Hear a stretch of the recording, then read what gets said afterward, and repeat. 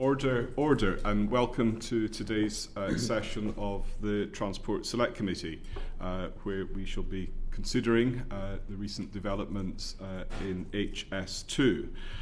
Just before I ask the panel to introduce themselves, I'd just like to sort of set today's session in context. We already had in our schedule a couple of our regular scrutiny sessions, firstly with the Secretary of State next week, and later this month with the HS2 Minister, the Chair of HS2 Limited, and other interested parties in the West Midlands. So we thought today would be useful for us to hear from a number of witnesses who have a high degree of knowledge of the project to help inform us in our further scrutiny work. And then we will, as a committee, will determine what further work we may wish to do on the issue. So firstly, could I invite each of the panel to introduce themselves, stating your name and organisation, please. Start, Mr Bowker, on my left. Thank you, Chair. Well, my name is Richard Bowker. I'm currently a commentator on a podcast called Green Signals, but I'm also the former chair and chief executive of the Strategic Rail Authority and the former co-chairman of Virgin Rail Group. Thank you.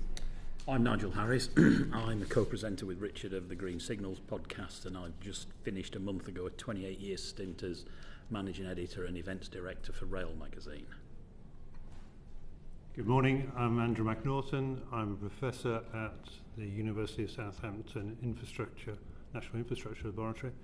I'm also part-time chair of the Network Rail subsidiary, which looks after High Speed 1. Most relevantly, perhaps to today, I was technical director of HS2 from its inception in 2009 and took it through Select Committee as principal witness until 2017. Finally, before that, I was chief engineer of Network Rail. Thank you. Richard Morris, the former managing director of Crossrail when we were planning it and getting the budget through. I have to say, Chairman, I've not been involved in HS2, so I hope I'm not here under false pretences in terms of the detail, but certainly used to managing those sort of projects and at Eurotunnel as well before we opened. And I've been 53 years now in operations and safety. Thank you. Tom Worsley, Visiting Fellow at the Institute for Transport Studies at the University of Leeds. It's worth adding, I think, that I spent most of my career as an economist in the Department for Transport, and between 2005 and 2011 managed the team responsible for analysing the rail network, analysing and making the economic case for additions to rail capacity. And this included the analysis of quite a lot of the earlier work on High Speed 2. After I retired from the department, I was appointed as a special advisor to the Economic Affairs Committee for their investigation into High Speed 2, which reported in 2015. Thank you all. And we wanted to have a good spectrum of experience and opinions to help inform us, not just on HS2 specifically as a project, but the wider implications of the project and the changes for the rest of the rail network and transport more generally. My colleagues and I will want to delve into a whole range of different areas, but if I could perhaps open with a general question. If HS2 has been a very controversial project from its inception. If I can summarise what I think is what's happened, in 2020 the government's business case stated that HS2 offers value for the taxpayer under all but the most extreme scenarios. Then COVID happened and disrupted passenger numbers. The government now takes the view that the project is absorbing a disproportionate amount of the transport budget. Does that make sense? Have they got it right? I'll work my way down alphabetically the line and then proceed. Thank you. I should just, if I may, Chair, just preface with saying that it's 15 years since I had a senior leadership role in the rail industry as a chief executive of National Express. So my views on HS2 are as much observations as they are detailed involvement, which I've not had. But I was the chair of the client board that sorted out the West Coast route modernisation back in 2001 to 2004 when I was at the Strategic Rail Authority, so lived through that process. I think that is a fair summary of the current narrative, yes. But I don't agree that it was the right decision, not because of what HS2 is, because of what HS2 does, what it enables. And what it enables is a transformative change in capacity on the busiest corridor that we've got in the UK rail network, the West Coast Main Line. And as a result of the decision, we now, if we are curtailed to phase one only, then there is no material increase in capacity north of Lichfield, north of Handsacre Junction, and that will cause us some problems. To your point about COVID and the change in travel patterns, unquestionably the pandemic has caused a shock to the system. And personally, I suspect that the commuting market on Britain's railway has changed quite significantly, probably for a very long time with hybrid working and so on. But the West Coast Main Line is not really primarily, it does have commuting traffic on it, particularly at the south end, but it's also a very important business, leisure and freight corridor. And I believe that if we are able to get back to running a reliable, predictable rail service on the West Coast, something that is a challenge at the moment, then we will see a return to growth. And when we do see a return to growth, we will run into a capacity problem in the relatively near future. Thank you. Nigel. All of the above. With regard to your specific point about absorbing a disproportionate amount of the budget, I'm struggling to get my head around that, given that the last point at which we had agreement on HS2's funding and performance was April 2020, when there was general agreement by government and everybody else that it was a solid project with definable benefits, which we all agreed with. But even more recently, the Prime Minister as recently as March this year said the government was totally committed to HS2, which represented good value for the taxpayer. And as recently as June, the Rail Minister in Parliament made similar comments. So I'm struggling to see how, in those very short time periods, we've gone from everybody being in broad agreement, setting inflation aside for the time being, to the endless stories about costs spiralling out of control, which they clearly haven't. So the disproportionate point needs some drilling into, I think. Thank you. Andrew. I think I have little to add to the two people who have spoken so far, save that when High Speed 2 was initiated, there was a certain usage of long-distance lines and a recognition that it was likely that the West Coast Main Line would literally run out of capacity by around the mid-2020s, at the same time that the motorway network would also be, between London and the north and northwest, would also be running out of capacity. The growth subsequently through the 2010s far exceeded what we had originally modelled on. We modelled on a growth of around 2%. The reality for long distance travel was between 5 and 6% per year. COVID clearly has put a shock into that, but it is a shock in a rising graph of both road and rail traffic. And that shock already, has effectively bought 3 or 4 years of capacity through to about 2030. But 2030 is now rapidly approaching.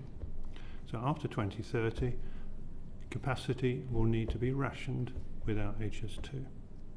Thank you. Richard. Well, again, I find myself in agreement with the rest of the panel. If I can use Crossrail as an example, it's like me saying, well, I'll tell you what we'll do. We'll stop Crossrail at Bond Street and won't go any further to Canary Wharf. We'll just go to Bond Street. And I can't understand the logic that says that you have a scheme which runs with a tree, with branches, and you cut all the branches off, and therefore there's nothing there but the tree, so you get no fruit, if you like. I don't understand that logic. And if it's about cost, I wonder whether the costs have been managed properly. We had a problem on Crossrail. We had to take money out of the budget because the government quite rightly said it's higher than it should be. And so we ran a value management exercise and took shafts out of London, all sorts of things. But it was actually with the intention in mind of making sure that project was a success. Yeah. This seems to me to be, well, let's just get rid of that bit and we'll just keep this bit here. What happens to the capacity of freight north of Birmingham? Where's it go? If there's no capacity for it to use, and why do it? Why do any of it, really, in a way? I would just add that the department has a very good way of demonstrating whether transport investment represents value for money.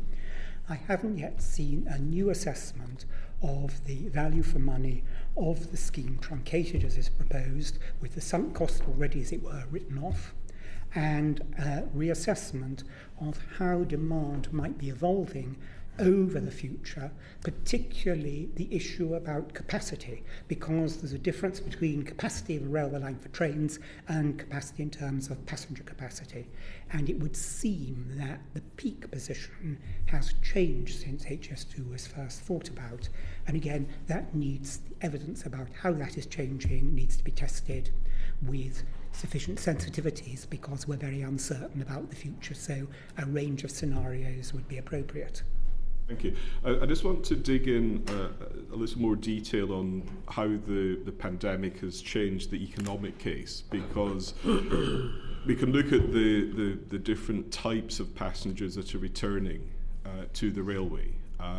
Again, I'm probably making a very broad generalisation, but the business traffic, which is the most lucrative revenue earner for the rail industry, is still suppressed. And where the growth has been is in the leisure, tourist, off-peak market, which doesn't generate the same volume of revenue. Is that significant in how we assess the economic case for HS2? Or is it too impossible for us to predict in 2023 what the likely market's going to be in 15, 20, 25 years' time? We think that it is possible, but I don't think we understand yet the change in the relationship between economic growth and business travel. There was a pretty constant link between the growing economy and business travel in the past. It's not clear that that link still exists, but it's something that should be examined in order to help us understand the case for further investment. And of course, one other thing is that the value of time savings to business users is very much higher than the value of time savings to leisure users. So time savings counts far more for business travellers, and if there's a reduction in business travel, then there is a bigger reduction in the economic benefits, because time savings for business travellers means that in the long term, businesses relocate to more accessible places and are more productive in those more accessible places. There's always a myth about time savings, that it's a sort of something that just sort of happens and should be disregarded. But time savings is the way in which firms and businesses relocate to respond to improvements in accessibility. Can I just add something? Sorry, sir. Can I just add to that? Yes, please. I understand the point, but actually, if you think about it, people now, because of technology, they work on trains. They have discussions on mobile phones on trains. And I'm not sure whether the saving in time is quite so important as it used to be before all that happened. And certainly in my case now, most of the meetings I have are on Teams. And we just get on the computer. It saves people travelling, and it means that we all talk to each other very easily. And we don't spend a whole day. We just have a morning or an afternoon for the meeting. So I think you've got to add, I think one's got to add that to the economic case, that if you look in 10 years' time, the children of today, or the young workers of today, do they want to travel like we used to? I don't think they will. I think they're so used to technology that the actual demand will go down. That's my view. Yeah. Richard? I take a slightly different view to that. I would look at what we have seen before, and I accept fully the pandemic has caused some structural changes in the market for travel. It would be foolish not to accept that. But if I look back at the experience on the Virgin West Coast franchise from the period around 97 through to, if I take the sort of the 20-year view, if somebody had said to me the 11 or 12 million passenger journeys that were taking place on West Coast at that time would more than double, I'd have kind of looked a little askance. They didn't more than double. They ended up being close to 40 million passenger journeys per annum. And I think there were two very important reasons for that. One was that we were able to run a much more frequent, passengers love frequency. They love the fact that they don't have to worry too much about a timetable. If they turn up, there's another train. As this committee will know very well, Manchester, for instance, the most important single revenue flow in the country, is now a 20-minute service on a weekday. That stimulates demand, not just for business but for leisure. And we also employed yield management techniques which literally drove people onto trains. And although the headline is a very expensive turn up and go first class tickets for business travel, I think I'm right in saying that the average price of a ticket on Virgin West Coast actually came down because we yield managed it. And we ended up with significant improvements in terms of ridership and therefore yield, overall yield. At the moment, I just don't think we can say, because at the moment we have a very unreliable West Coast service, and we've got to get that sorted. I do believe that if we get that sorted, then not only will we see that all travel come back, but we will see it continue to grow. People want to travel. They will continue to want to travel. Yes, working patterns have changed, but they want to travel.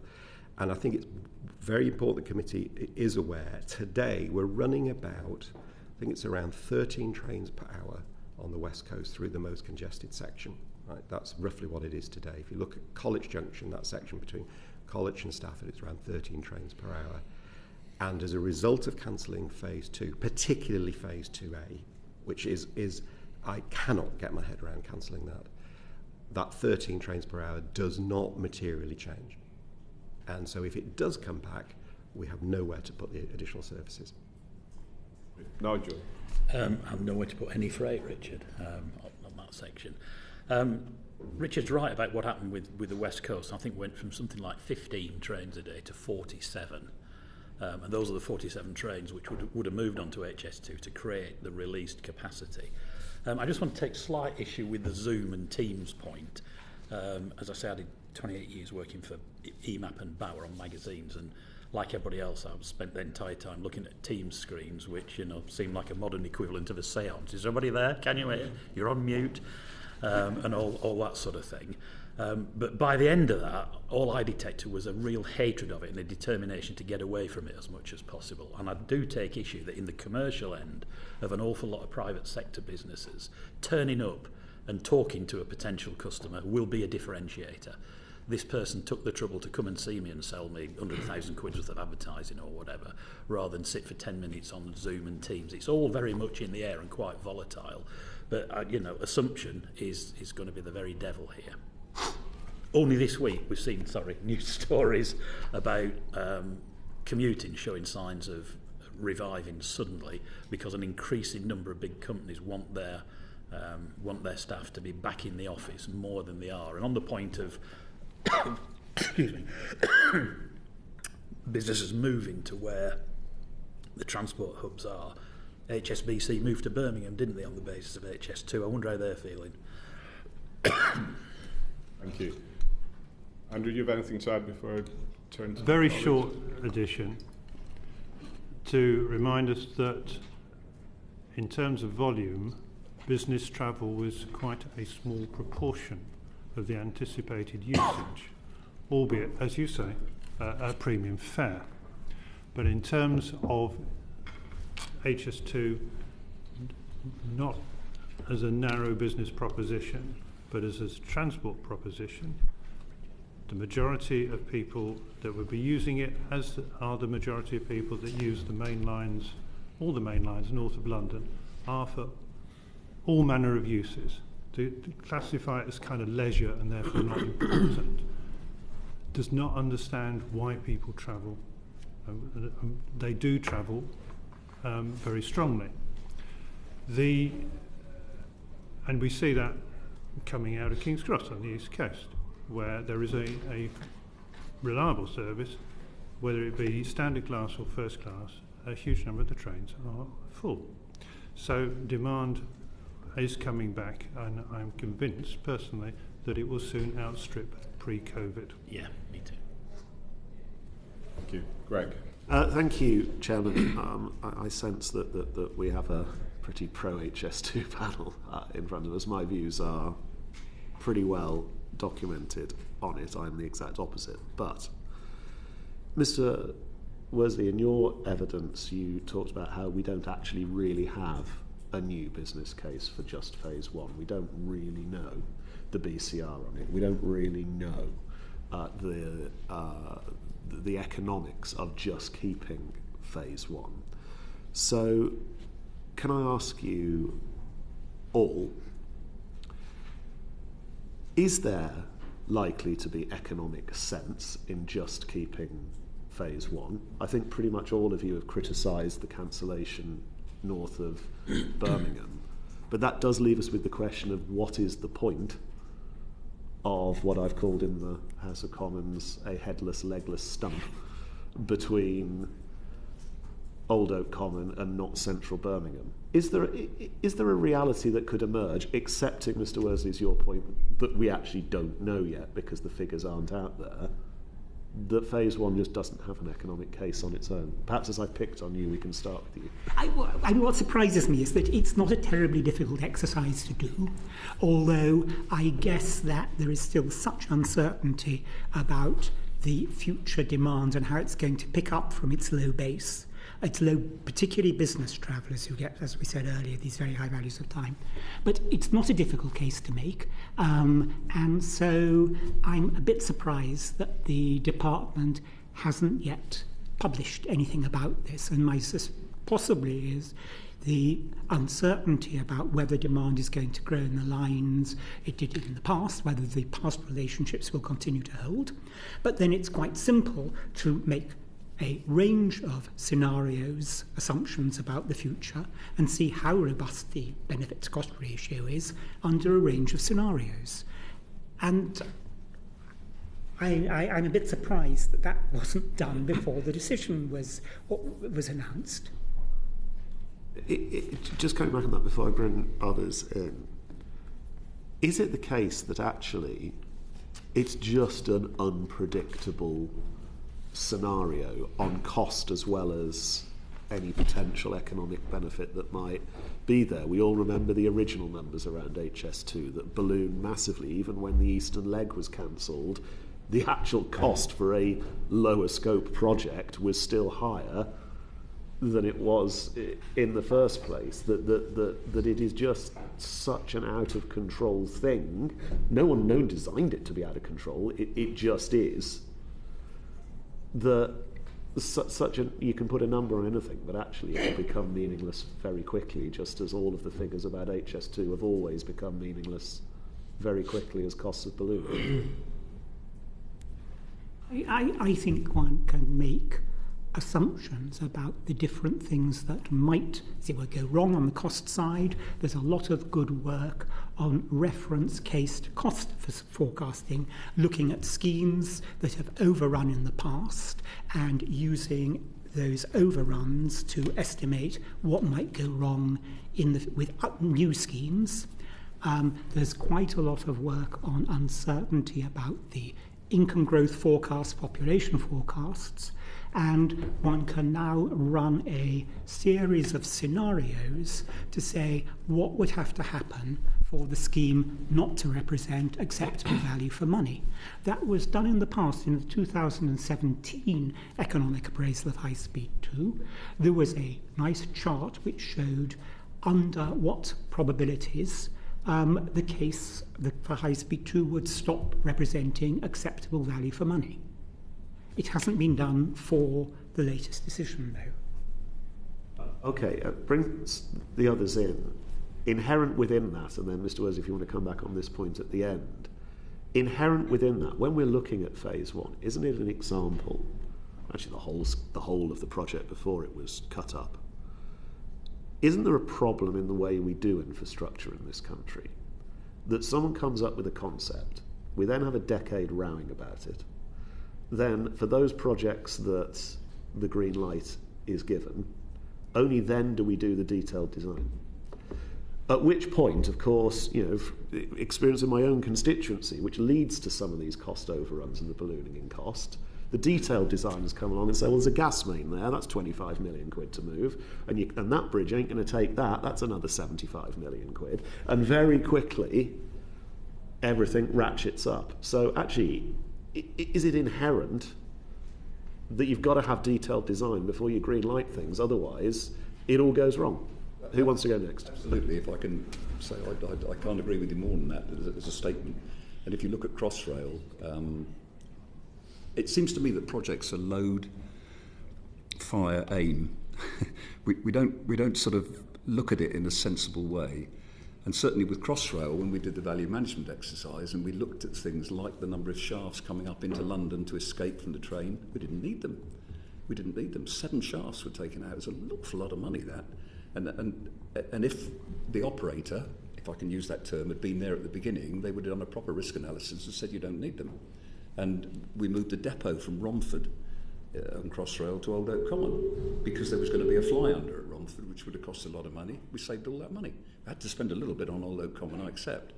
But if you get the people involved that are actually going to run the thing and you have a proper change management process, I mean, ours was called the Star Chamber because people didn't want to go there if they had to change something, then actually you can keep a hand on those costs and really sort of manage them properly. And I don't see, but I've said at the beginning that I haven't been involved with HS2, I haven't seen anything that gives me the confidence that that's been done. Can there be a positive economic case for just phase one? In my view, purely from a sort of up in the sky, no, I can't see it. I can't see what the point is, to be honest. And why build to Euston? Stop at Old Oak Common. There's a perfectly good station there, and I heard somebody say we need 17 platforms. I don't know who said that, but that's nonsense. You don't need that. That's really clear, thank you. Can I? There's a few myths coming in here. But first of all, your first question. Do I believe that there would be a positive business case for phase one in the way that you described? I would be astonished if there was. Back in 2009 or 10, our first chairman, Sir David Rowlands, sat before your predecessors and said, there is no point just going to Birmingham with a new line. The purpose of this is it's the first stage of something which opens up the country, which was why the report in 2009 was called London to the West Midlands and Beyond. And the operative word is beyond. Other than that, it is, to use Richard's analogy, a wonderful trunk of a tree with no branches and no fruit. So irrespective of the cost, you can't see the benefit. Now, you then moved on to cost.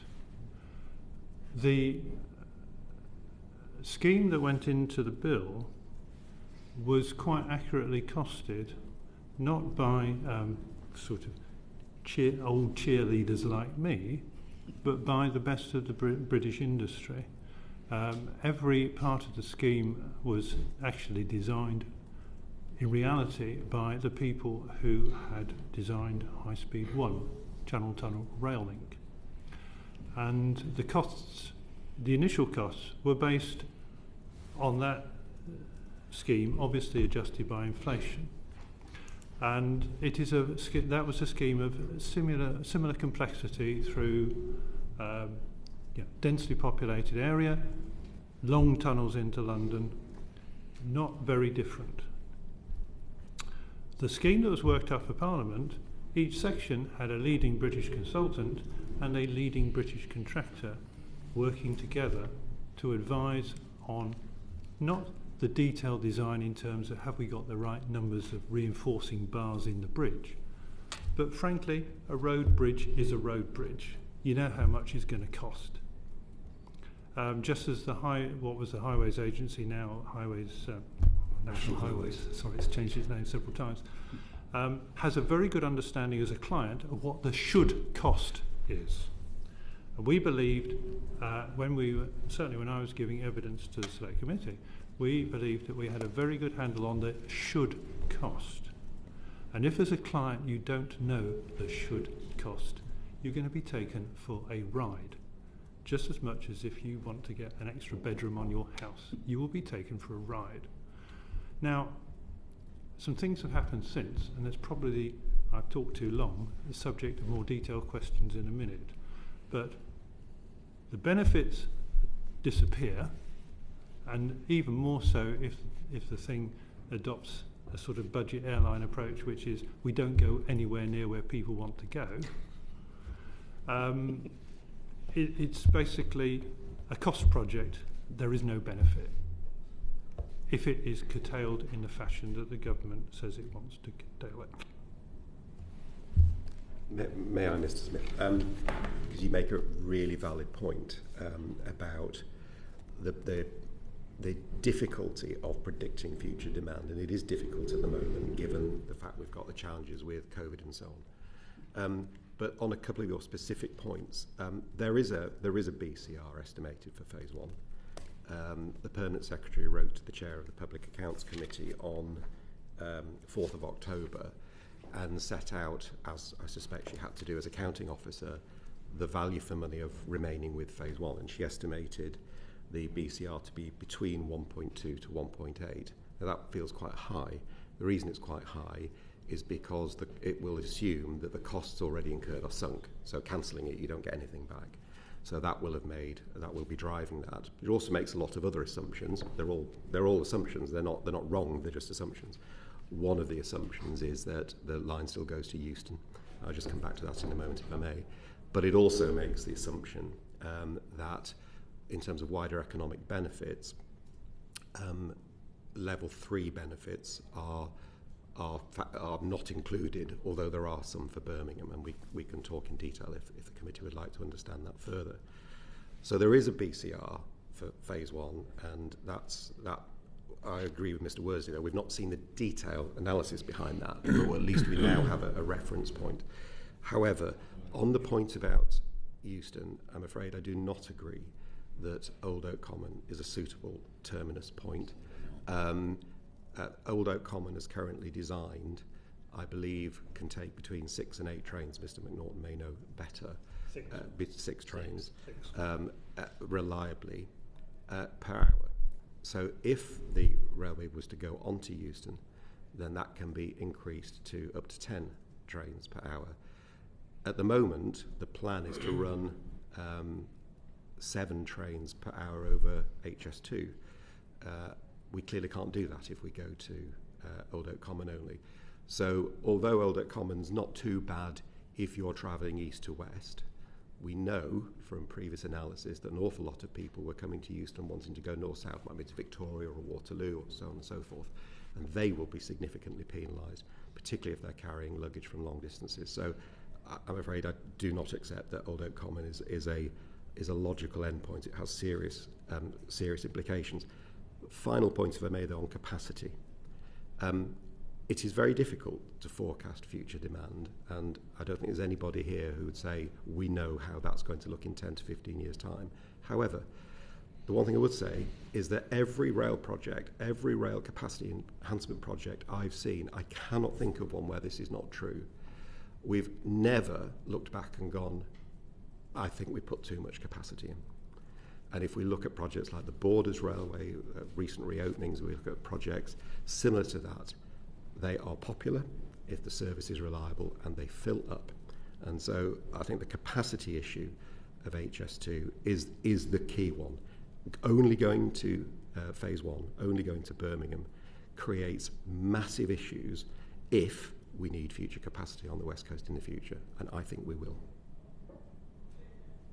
I'd agree with all that. Going to Old Oak only would be a disaster. You will constrain forever the capacity of the railway that it supplies, because you just can't turn the trains around quickly enough. It has to go to Euston to unlock a better BCR. Likewise, Andrew's point about beyond, Probably the best thing you could do to enhance the PCR significantly is build phase 2A, which is not that long, not that expensive, and would transform the usefulness of certainly phase 1 as well. If somebody had taken phase 1 as the Prime Minister has left it when he was a Chancellor or at the Treasury, he would have rejected it out of hand and he would have been right. Paul. Thank you, Chair.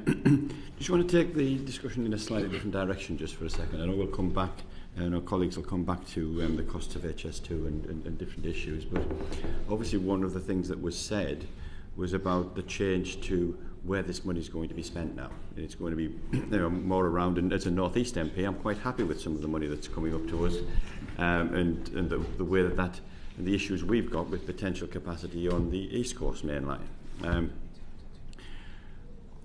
Question I really want to put to you to get an opinion on is all about certainty. It's about, we've now saying we're going to do this project, that project, the other project. What sort of certainty do you think exists in there? And as a particular example of that, some of the projects are talked about, and I'm using the one that's in my patch particularly, which is the Leamside line. They've talked about the money going to, through the devolved process of the North East Mayor and things like that. What certainty does that put into the process as well once you start and go into that area? So have we got, or do we need some more look at, the cohesiveness of a UK rail structure that's going to arise from this? Maybe if I start at this end for a change, and we'll start with yourself, Tom. I think that we need to make sure that the lines that were in the proposal represent good value for money, because the Treasury and the Department demonstrate that spending taxpayers' money wisely. Just as a build on that, because one of the things that obviously concerns me from the value for money game is the difference between you will always get more economic benefit by putting things into an area of high population. Mm-hmm. If you don't put things into areas of sparse population, that will never have more population, it will never grow, and it will never get the economic benefits, albeit there will be smaller economic benefits in the short term. How do we square that circle in terms of the big picture? You talked, I'm trying to which gentleman talked about it, if you get frequent traffic, frequent transport options, people will get on it. I have no buses in my local patch, I have no trains in my local patch. I come down here and I can get one like that. I can get everywhere. Yeah, and you have a sparse population and no real prospects of a lot more housing to make rail schemes economically viable. And I guess that is a problem. Rail schemes are good at carrying relatively large numbers of people very quickly to urban centres. Dare I say, buses can be a very much better way and more cost-effective way of serving local areas where population is sparse.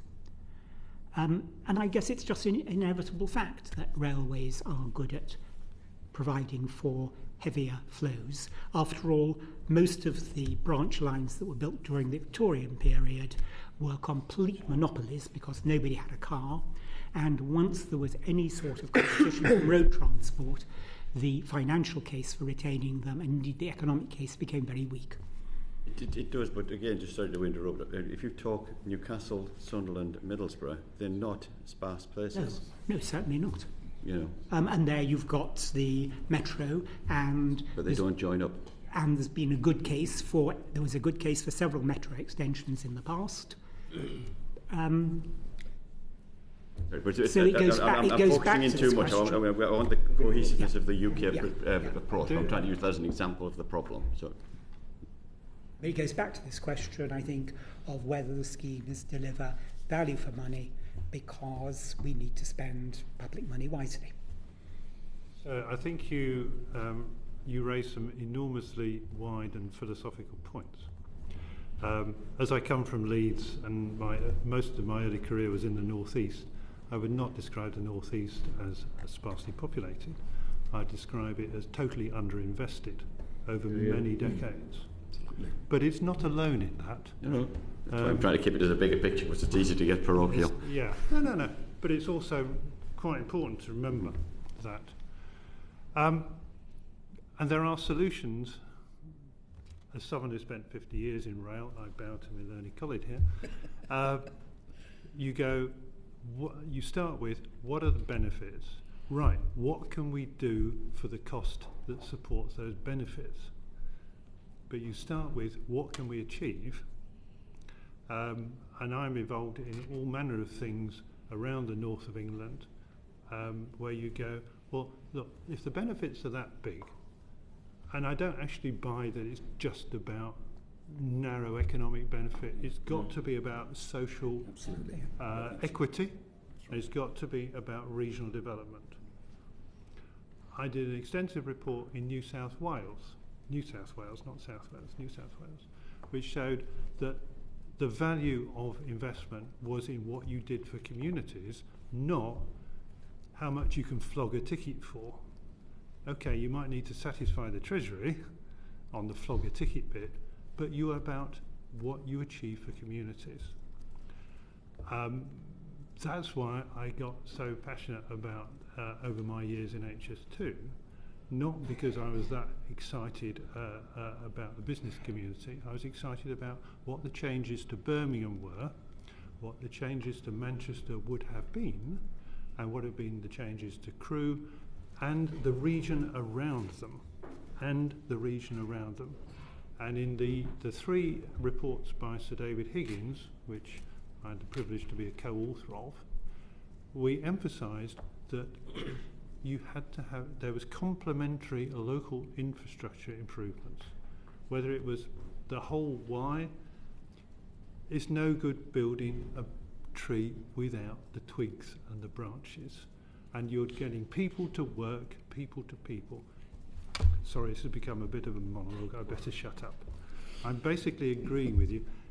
You start with what are the benefits, and then find me an affordable solution. So do we, what I'm looking for from yourselves is whether we think that the change of direction that's been pointed at can now deliver some sort of cohesion into these other projects.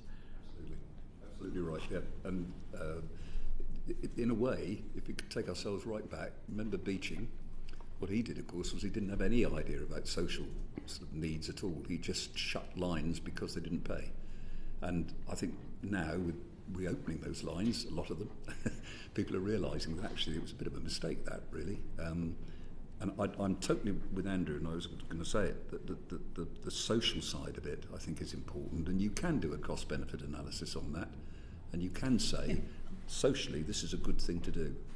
Otherwise, there would be lots of things in this country that didn't exist if we couldn't do that. So maybe that's the answer, that if we are going to cancel the north bit, and we are going to put money into the north, and so it should be, then let's use that as one of the sort of markers that say this is worth doing or not. Mr. Howell, may I come back to your first point, though, about what I think is the Network North proposal? Because I think we've got to be a little careful suggesting that, it makes sense, so we should do it. That's not where. I don't think that is wise. But your first question was, are the projects that are proposed to be done instead of HS2, is it coherent? Does it stand up? Does it sort of deliver a strategy? And I would say, no, it does not. I'm not saying that there aren't projects in the Network North list that aren't good things to do. They may well be, but they're not a strategy. A project in Ashington cannot be connected strategically with reopening the line to Tavistock. That's not a strategy. And most importantly, the Network North scheme does not answer the same question that HS2 answered. They're different questions, right? Again, they may both be right, but they're different. Now, on the question of the projects, and you asked about certainty, my answer to that would be no. I don't think it is certain at the moment, because both the Network North document itself and that same Permanent Secretary letter that I referred to before with the BCR on Phase 1 both make clear that the 36 billion released, all those projects will still have to be assessed, as Mr. Worsley said, on a case-by-case basis and deliver value for money. And some are at very different stages of development. Some are hardly developed at all. So they may one day be done, but I don't think we can say today that they will be done. However, final point on it, I have changed my view over 20 years. So 20 years ago, 25 years ago, I was at the Strategic Rail Authority. I was very much driven by the economic and financial analysis. And you are absolutely right that if it was just down to that, most of the projects would end up getting done in the London and the South East, because guess where the biggest value for time-saving benefits are going to be? Over time, I think our appraisal analysis has changed to a degree. We're much better understanding wider economic benefits, and that's great. But I also think the point about community and levelling up and investing in the regions is vitally important as well. And I leave you with this thought, which has probably driven my thinking as much as anything else. In 1997, when I started at Virgin, there were 22 million cars registered on Britain's roads. There are now 32 million cars on Britain's roads, so 40% increase. And if we are serious about climate, if we're serious about mobility, if we're serious about doing something to improve all of that, we cannot keep simply adding to our road load. We've got to do something with rail, and that does include doing it in the regions where perhaps 20 years ago our economic analysis might have said it doesn't quite stack up. You may be surprised to know I agree with you. Back to you, Chair. Thank you. We'll My dig in. apologies, I need to leave. No problem. We'll return to the sort of the wider impacts of the cancelling the second part of HS2 in a moment. But before we do, Greg, I think you had some further questions on phase one. Yes. So the government has been pretty public in saying that it needs to bear down on the costs of phase one and only deliver that which is essential. And if we look at some of the base numbers on that, since construction of phase one began in anger in 2020, some 29-ish billion has been spent or contracted on it so far, but we've seen that number go up and up and up and up. How realistic is bearing down on cost on phase one, given it's an entirely taxpayer-funded project? There is no private investor was willing to touch it. How realistic is it to bear down on cost on phase one? I think people are expecting me to take the first punt at that one. We are. Great, thank you. Then go for it. And this actually forms, I have to say, forms one of my lectures. So if I start lecturing you, tell me to shut up. I think it is extremely challenging to bear down on costs on HS2. It is no different to any other infrastructure being built in this country at the moment. It's just because of the scale, the number of noughts is a bit more. But if you're looking at the cost of energy, production, power stations, energy lines, offshore wind, if you look at the cost of outturn cost of hospitals and of schools, they are all suffering the same increases that you've just outlined. I see four principal factors. The first is, does the client know what they really want? And do they stick to it? One of the opportunities with HS2 is that the client, which is Department for Transport, stops mucking about with it. Because every time you change it, then it's basically Christmas for the supply sector. You chuck away the design, you start again. Everybody's standing around. So a client must not keep changing the scope. Stick to the scope, whatever it is. Second is, post-Carillion failure, the supply sector is extremely nervous about risk, construction risk.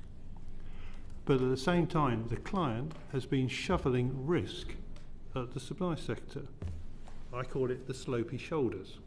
You take the risk of ground conditions, you take the risk of all manner of things. Well, if you're a contractor, you can't take that risk. You have to insure it.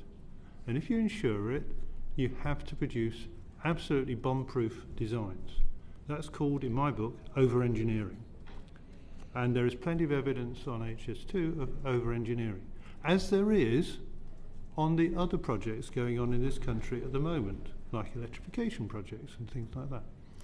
And the last bit is, we do have in this country we're not well blessed with skilled artisans. We got lots of white collar people on big salaries, but we have not been training artisans. Artisans create projects. That is why infrastructure across the board has seen almost superinflation.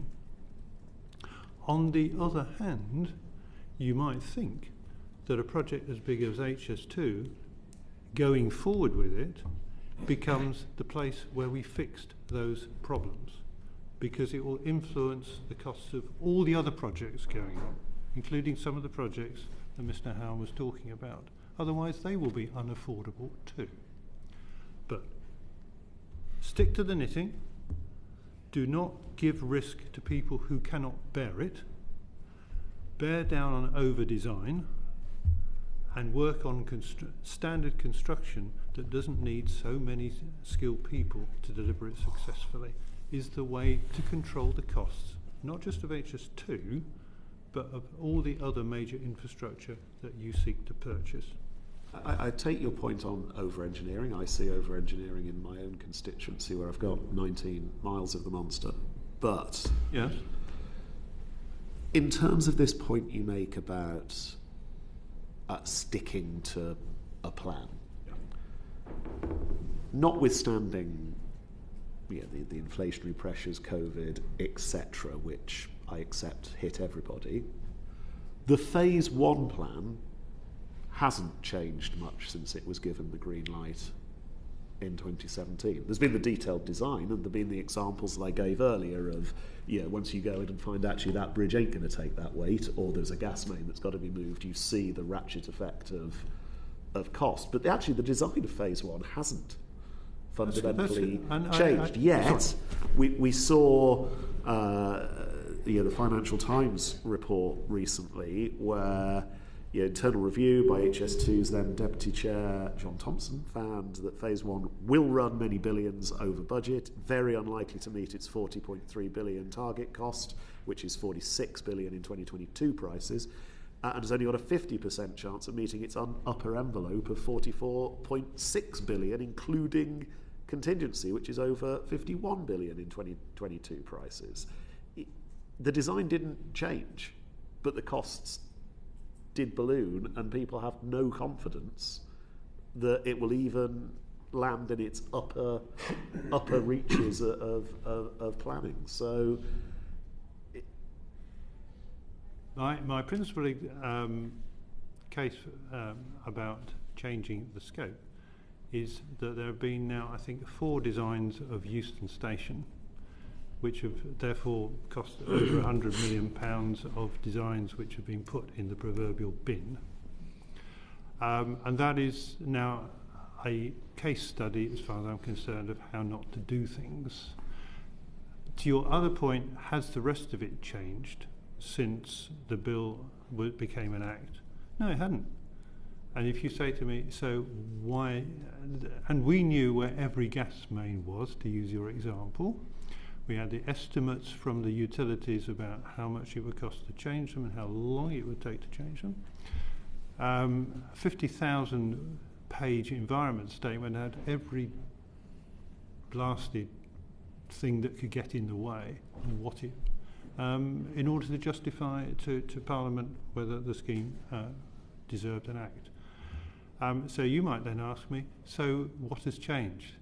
And my answer is, I have not got a clue. Okay. Just to Andrew's point about and your own about over-engineering, it's endemic everywhere, and it runs through the system and it adds vast costs. Let me give you one interesting, very simple example. When the East Coast Main Line was electrified in 1989-90, the masts down the side of the track go down 2.5 metres. One, I think I'm right in saying, has never been known to fall over. No. Not ever. The Great Western electrification a couple of years ago, do you want to take a wild guess how far those masts go down? Every one. Not as much. 10 metres. 5 times the depth. 5 times the depth that you can't see, but adds hugely to the cost. Now that applies to everything. Bridge foundations, the whole, and it adds hugely to the cost. Hugely. There was no need for 10-metre foundations on those massive steel structures, when you consider the East Coast Main Line, light structures, 2.5 metres, never fallen over. Anyone else have any on the phase 1 cost overruns? It's not a specific point on phase 1, Mr. Smith, but it's a general comment and where I would look, and it goes back to the first thing that Andrew said, and this just goes back from my experience of buying trains and doing West Coast 25 years ago. Projects which get into difficulty, particularly major schemes which are highly complex, always first look at the client and the sponsor for how they specified it and how they managed their client ownership of that project. It's all very easy, usually, to go and beat upon the delivery part. I'm not saying that there aren't lots and lots of things to go and look at there, but always start with how the client specified it and managed it. How much, last question from me on this. Phase 1 is cancelled. What's the actual loss once land has been sold to the Treasury? I mean, I suspect it's very difficult. I'm sure somebody can.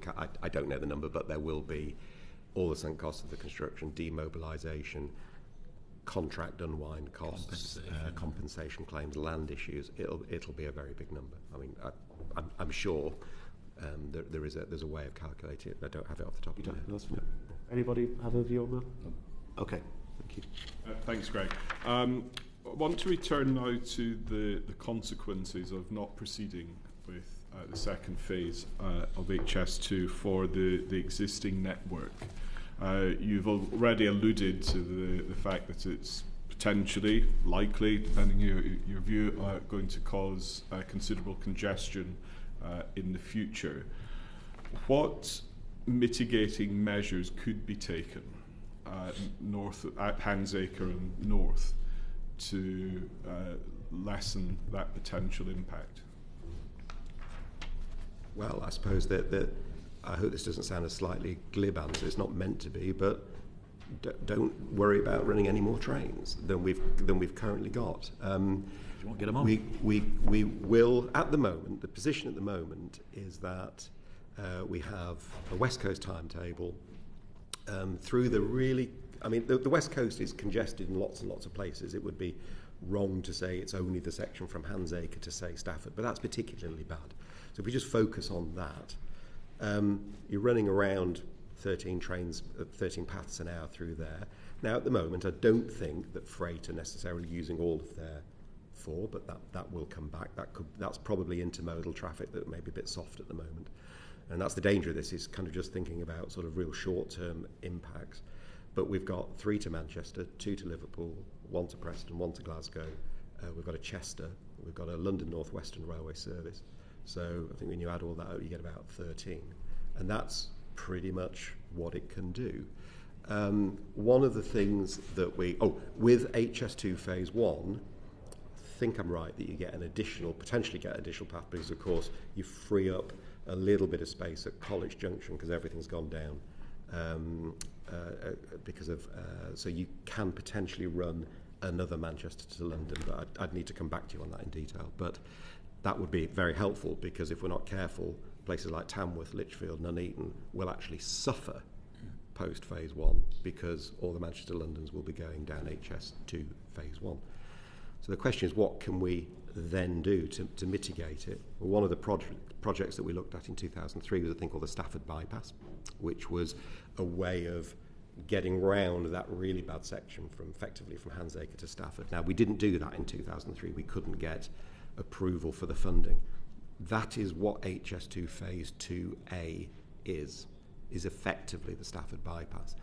And my kind of appeal to the government really is to reconsider phase 2A, because what that does is that means that instead of HS2 trains coming back onto the West Coast Main Line at Handsacre Junction, which you've mentioned, which is through that corridor, which is full, pretty much, it means that all those HS2 trains will then come back onto the West Coast Main Line at Crewe. That immediately releases capacity on the most congested section. It means we can have more freight. because they go to Crewe anyway, and they go into Basford Hall, and that's fine. They pause there whilst working out what else to do. So we can get more freight trains through the corridor. We can get more services on the classic network, so through the Trent Valley, Tamworth, Lichfield, Nuneaton, Rugby, they all benefit significantly. And we get an additional 13 or so minutes of journey time saving. So Manchester to London, well, anything really, Manchester, London, Liverpool to London, Preston, they all improve by another 13 minutes. So the benefit-cost ratio, I suspect, of Phase 2A incrementally is very, very good. But from an operational point of view, it is transformational. Now, we may not go to Manchester, but that Phase 2A is important. Failing that, I'm afraid it is my slightly glib answer, I can't really think of a transformational way of putting new capacity on that congested section. Yes, we could put grade separation at College. Yes, we could probably widen through the section through where Shugborough Tunnel is. It's National Trust land. It'll be very controversial, but I suppose it could be done. But those are all, they're still in a 20-year time frame, they're all still sticking plaster solutions. Tweaks. Thank you. Right.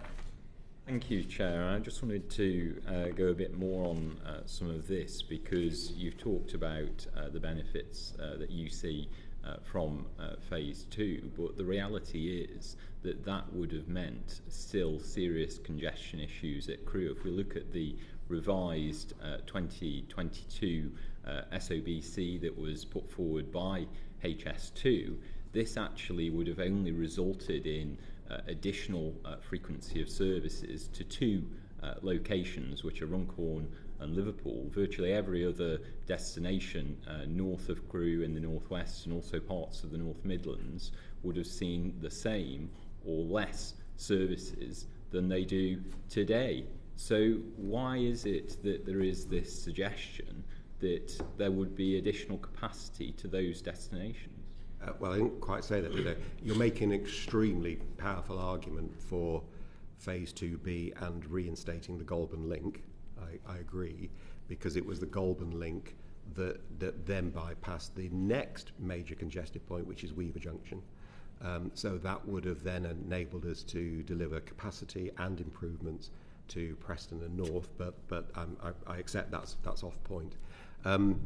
Phase 2A may not make a huge amount of difference to the number of trains that we can run to places like Liverpool, Manchester on HS2 services, but it definitely means that we have the ability to run more freight, which we don't without it, and it definitely means we can run additional services on what I would call the classic network. And if I may give you just one example of that, at the moment, if we don't have Phase 2A but only Phase 1, then there will actually be capacity released south of Handsacre Junction, so through Lichfield and Tamworth and so on. The problem is we can't really use it because you can't really start a train from there. You can start a train from Crewe. So with Phase 2A, we can run more services on the classic spine to London on that classic network. So that is an example of a benefit that we could get. But it is it's a good example of why HS2 was this sort of trunk with the branches, and the second you start chopping bits off, it is true that some things are no longer possible. So you recognise that Phase 2 would not have solved, as was now proposed by HS2, would not have solved those serious capacity issues that you were mentioning? It solves it solves the problem between Handsacre and Stafford, which is serious. It moves it to Crewe. Well, that's actually a very interesting point. Part of the problem with the West Coast Main Line is you fix one problem, you do sometimes kick it down the road. I agree with that. However, moving it to Crewe does benefit another very important corridor, which is Birmingham to Manchester. So we do have services that cross over at Stafford and then they can turn right at Norton Bridge and go through Stone, through your constituency. That improves if the stuff not going up the West Coast Main Line, crossing it at grade through Stafford. So that is an improvement. I just wanted to ask a bit more about the business case as well, because we've repeatedly, as a committee, when we've had witnesses here, requested updates to the business case and production of figures, revised figures. Obviously, a lot of this is still set at 2019 figures. So we have not had that forthcoming for the whole project. This has been something that the department have been unwilling to produce, that HS2 was unwilling to produce.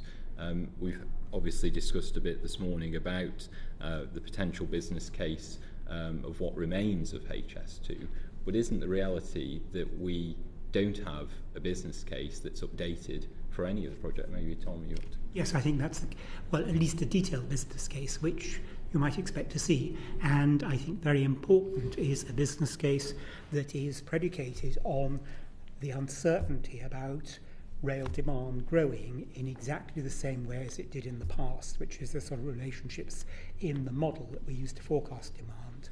So yes, it needs to be done, and it needs to be done recognising the uncertainty that's entered or should be entering the appraisal process.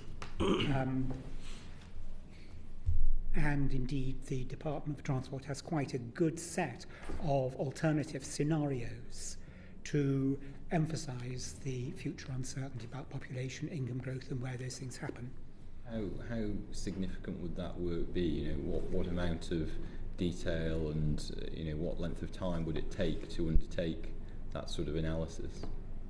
I hesitate to answer because sometimes when you're doing these things, my memory is that problems arise that you weren't anticipating. But I don't think it should take terribly long. But I guess the bigger issue is how much updating do you want to do of, as it were, the base from which you're looking at these forecasts of growth, and in particular whether you want to try and get a better grasp on what has happened to business travel, which is the type of travel that gives, although not a huge proportion of travellers, gives you the greater economic benefits, because business time savings are so much more valuable than leisure time savings. I mean, in terms of the wider scheme, obviously, there was this very much a focus on, from the very early days, of having quite a gold-plated project. There wasn't a focus on, necessarily in the early days, on capacity, actually. It was very much about speed initially, and making sure that we connected as quickly as possible. I mean, you've actually, Andrew, I'm not sure whether it was Andrew, one of the witnesses basically said that it's not very, I think it was Andrew, said it's not very different to HS1. Well, actually, this railway was going to have a higher intensity than any other railway that's ever been built before in terms of the frequency of services that it was designed to. So it is actually a much higher intensity of design than has ever been accomplished. So why was it that we designed a scheme that was to such a very high level of design standard? Why were other schemes, other alternatives, not considered that could have actually delivered far better capacity at some of those key locations on the West Coast? Well, first of all, it was designed for maximum capacity, and that was the remit from government. Maximised capacity doesn't make a hell of a lot of difference to a two-track viaduct. It makes more difference when you get to stations where you need more platforms and things like that. So for most of the railway, if you're going to build a railway with viaducts and tunnels and everything else, and it's a two-track railway, you can either run it intensively or not. It did introduce some additional costs for capacity, but we demonstrated over and over again through the long years through Parliament that the additional costs were twofold. One was the decision to put more of the line in tunnels, and that was partly because of the intensity of service and therefore the effects on communities. And the other was that some aspects, like the track, would need to be designed more robustly to take the cumulative tonnage. but that speed made pretty much no difference.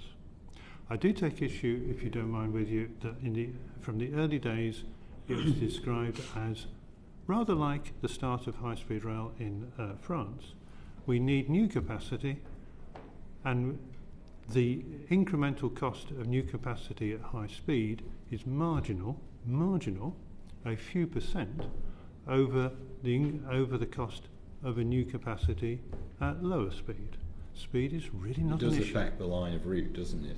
It does affect the line of route in terms of going near much more sensitive locations. And my answer to you and that was in the environment statement and the evidence to Parliament, which showed, and the work was done for us by people like Arab, that if you reduce the speed, you would not actually change the alignment of phase 1. Why not? Because it already curved between communities. As if you curved it more, you would simply take it nearer one community and away from another. So whether you ran it at 360 or 350 or 320 or 300, it was the same alignment. It was the least impactful alignment. So I'm sorry if I sound a bit dogmatic on this. It is simply not the case that speed impacts the alignment. If you're going to build a new railway, it would be pretty much the same railway, whatever speed you ran it at. The intensity of service was there because it was a capacity scheme that had, because it was a new railway, another few percent gave you a capacity scheme that gave you shorter journey times. But from day one, if I go back to the original remit in 2009, it was to introduce new capacity. Sorry. We've heard earlier, a minute ago, that there are still, even with phase 2, there would have still been serious capacity constraints on the wider network, which would have prevented, any enhancements to those services to most of those destinations in the North Midlands and North West. So how is it possible that this scheme would actually deliver additional paths through to those stations? First of all, and I realise I didn't answer part of your question, the Department for Transport did a completely separate counterfactuals set of studies which concluded that to achieve anything like the same capacity increase that High Speed 2 did, the various stages of it, would probably cost more, plus 2 decades of basically not running trains at weekends, etc. In other words, disruption of the existing network, and probably at higher impact because the existing railway runs smack through the middle of towns and villages everywhere. In 200 years, communities have grown up around the railway. You cannot just expand the existing West Coast main line.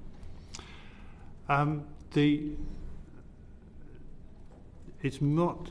I would come back to this.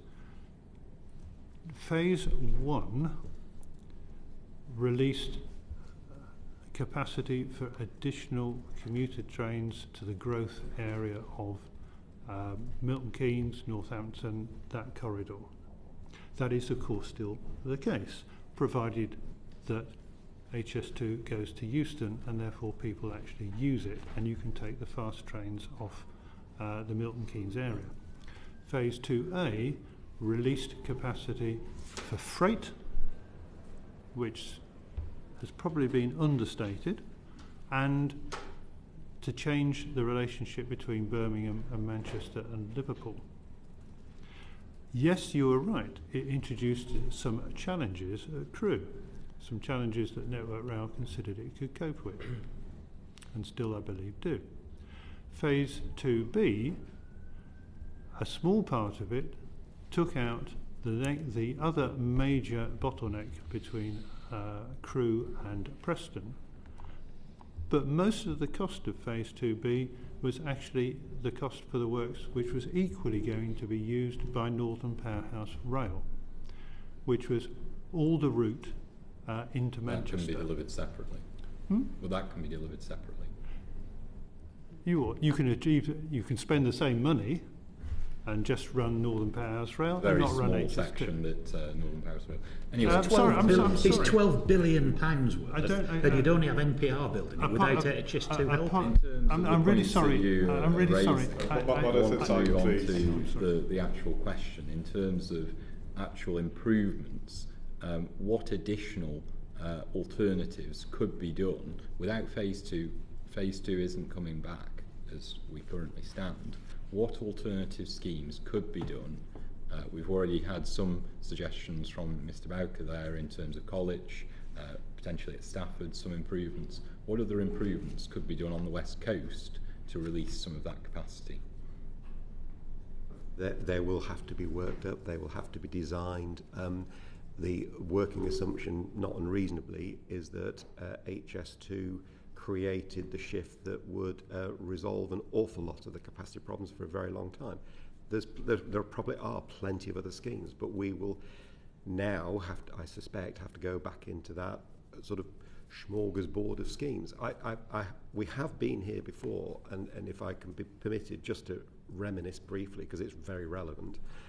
When the West Coast route modernisation was last done, sort of 2000, I suppose, 99 to 2009, really, this was exactly the strategy that we're describing. And it was a whole group of schemes. They included remodelling of Rugby Station, a grade separated junction at Nuneaton, four-tracking through the Trent Valley, power supply upgrades. The whole thing ended up costing around 10 billion. And it was very disruptive to deliver. We closed Stoke-on-Trent for 3 months. Right? We could not run any trains through. We built a fantastic bus station opposite the railway station. And then when we'd done that, we moved to the Crewe to Wilmslow section, did exactly the same, 3 months. Blanket possessions, it was the blockade. It was the only way to do it without 2 or 3 years of every weekend disruption. I think there is perhaps a belief that small incremental upgrades are hassle-free. They're not hassle-free. They are very disruptive, and they can be expensive. Wouldn't have been hassle-free phase two. You know, there was going to be hundreds of days of closures at Crewe with phase two. So you know, the suggestion that any phase 2A less so. But no, you're right. The point's fair. There's no hassle-free solution. I accept that completely. But the modifications to the existing railway, as a rule, are more disruptive and do not deliver the same benefits. I give you the final example on that. The West Coast route modernisation, when it was complete, did deliver a lot of additional seating capacity. It's back to Tom's point about it's not just about number of trains, it's number of seats in the peak. And it increased it quite significantly. By 2018, we had used it all up. We were back to the same load factors in 2018 that we were in 2008. So they're good, these schemes, but they're not the answer for the long term. Nigel, I think you wanted to come in. The West Coast route mod was a nightmare. It was, 13 years, Richard? One stage was 13 billion, came back to 9 billion. Massive disruption every weekend. Costs a fortune, and the capacity uplift is a fraction of what you get with a new railway. And as Richard said, you've used it by 2018. So the answer to your question is West Coast Route Mod 2 with endless closures and disruption going on years in your constituency to produce a marginal uplift. As I think I've just alluded to Mr. Bowker, the actual phase two proposals would have resulted in hundreds of days of closures at Crewe and disruption. It would have lasted for 50 or 100 network. years, not maybe 20, as the West Coast Route Mod 1 did. Personally, I think it's a massive waste of taxpayers' money to go for West Coast Route Mod 2 with all those little bits and pieces that would take forever, massive disruption, cost a fortune. It's not a good use of public money. Whereas a new railway which delivers one massive... further question. Why is not more been done to look at actually bringing more of that freight across east-west? Because a lot of that freight at the moment, you know, particularly from Felixstowe, goes down the North London line across and then up the west coast. Yeah. Why has more not been done to actually bring that freight east-west, which would be a shorter route as well, save on driver hours, journey time. Why has more not been put into that? I think when as you an were chief alternative? engineer at Network Rail, there was a scheme. I remember writing the stories in Rail to upgrade the Midland line through Peterborough and Stamford and Melton Mowbray, and that way no money never got done. So you're right, and I've been in the cab of a freight from Felixstowe round the North Line. It's just unbelievable. Yeah, I think the reality is, Mr. Brereton, that and I may need to check this number and come back to you on it, but something around 40 to 45% of intermodal freight does use the West Coast main line. So we have significant flows coming out of Southampton, for instance, and they end up joining the West Main Line probably at Stafford. And then the stuff that's coming east-west, coming over from Ely, comes in, will come onto the West Coast at some point. So actually, West Coast Main Line is actually a very, very significant corridor for all intermodal freight, whether it's come from Southampton or Felixstowe, Ely. So one of the schemes I know that was talked about the Network North programme was upgrading stuff so stuff could come over from Ely, and that's a good thing, right? But the issue then is, what do we do when it gets to the West Coast Main Line? Because a lot of it is Anglo-Scottish. One option, of course, might be, if you took a sort of really strategic view, would be to maybe consider, Settle Carlisle, Glasgow South Western upgrades over time. They have to be electrified. I don't know whether that's feasible or not. Or Crewe Derby, possibly. Well, we got that's Crewe Derby is quite a constraint, but yeah, the point's fair. There are routes across, but the West Coast Main Line, partly because of investment in places like Daventry and so on, is a really important corridor for intermodal freight, and that's why the capacity issue through the Trent Valley is so important. Just urge you to read the paper that Maggie Simpson's produced for you as a briefing paper, which brings it into really sharp focus, and particularly about the investment that's either already committed or has now been put off by logistics companies in terminals and everything else, which is just going backwards because of the uncertainty here now. I've got more question later anyway, but I'll come back. Thank you. And just to say, we did hope to have Maggie as part of the panel this morning, but she had other commitments, wasn't it? Yeah. But we have her submission. The briefing paper is excellent. You see all the asterisks I've got scribbled on it. Thank you. I'd like to go back briefly to Euston, not in the sense of the question, should it be Old Oak Common or Euston, but what the government's proposing. And if I could ask Richard, drawing on your experience from Crossrail, how realistic do you think the plans are in terms of creating this development company to use the Euston HS2 as part of a wider regeneration and business investment scheme? Well, I think certainly it's possible, and I've heard some very strong views about whether Euston should be the terminus or not. I don't agree with those. But let's assume it is coming to Euston in terms of what the government's envisaging for the project. Yeah. They're envisaging, I think, going out to private investors to build the line between Old Oak Common and Euston, or to finish it, I should say, because some of it's built already, presumably. Nothing wrong in that at all. And if you follow the sort of things we've been talking about actually the specification, any change that there is in the project, looking at getting the operator involved early again to make sure we've got the right infrastructure that we need. Do we need all the platforms at Euston that have been planned? I don't know. Actually, I really don't know because I haven't looked at the plans. But I mean, do we need them, or could we save something there, etc., etc.? Nothing wrong in looking at that in the way that the government has suggested, in my view. Thank you. Do any of the other panellists have a view on the actual development scheme for Euston? Only to say, Chair, that it's a railway station, right? That is its primary function.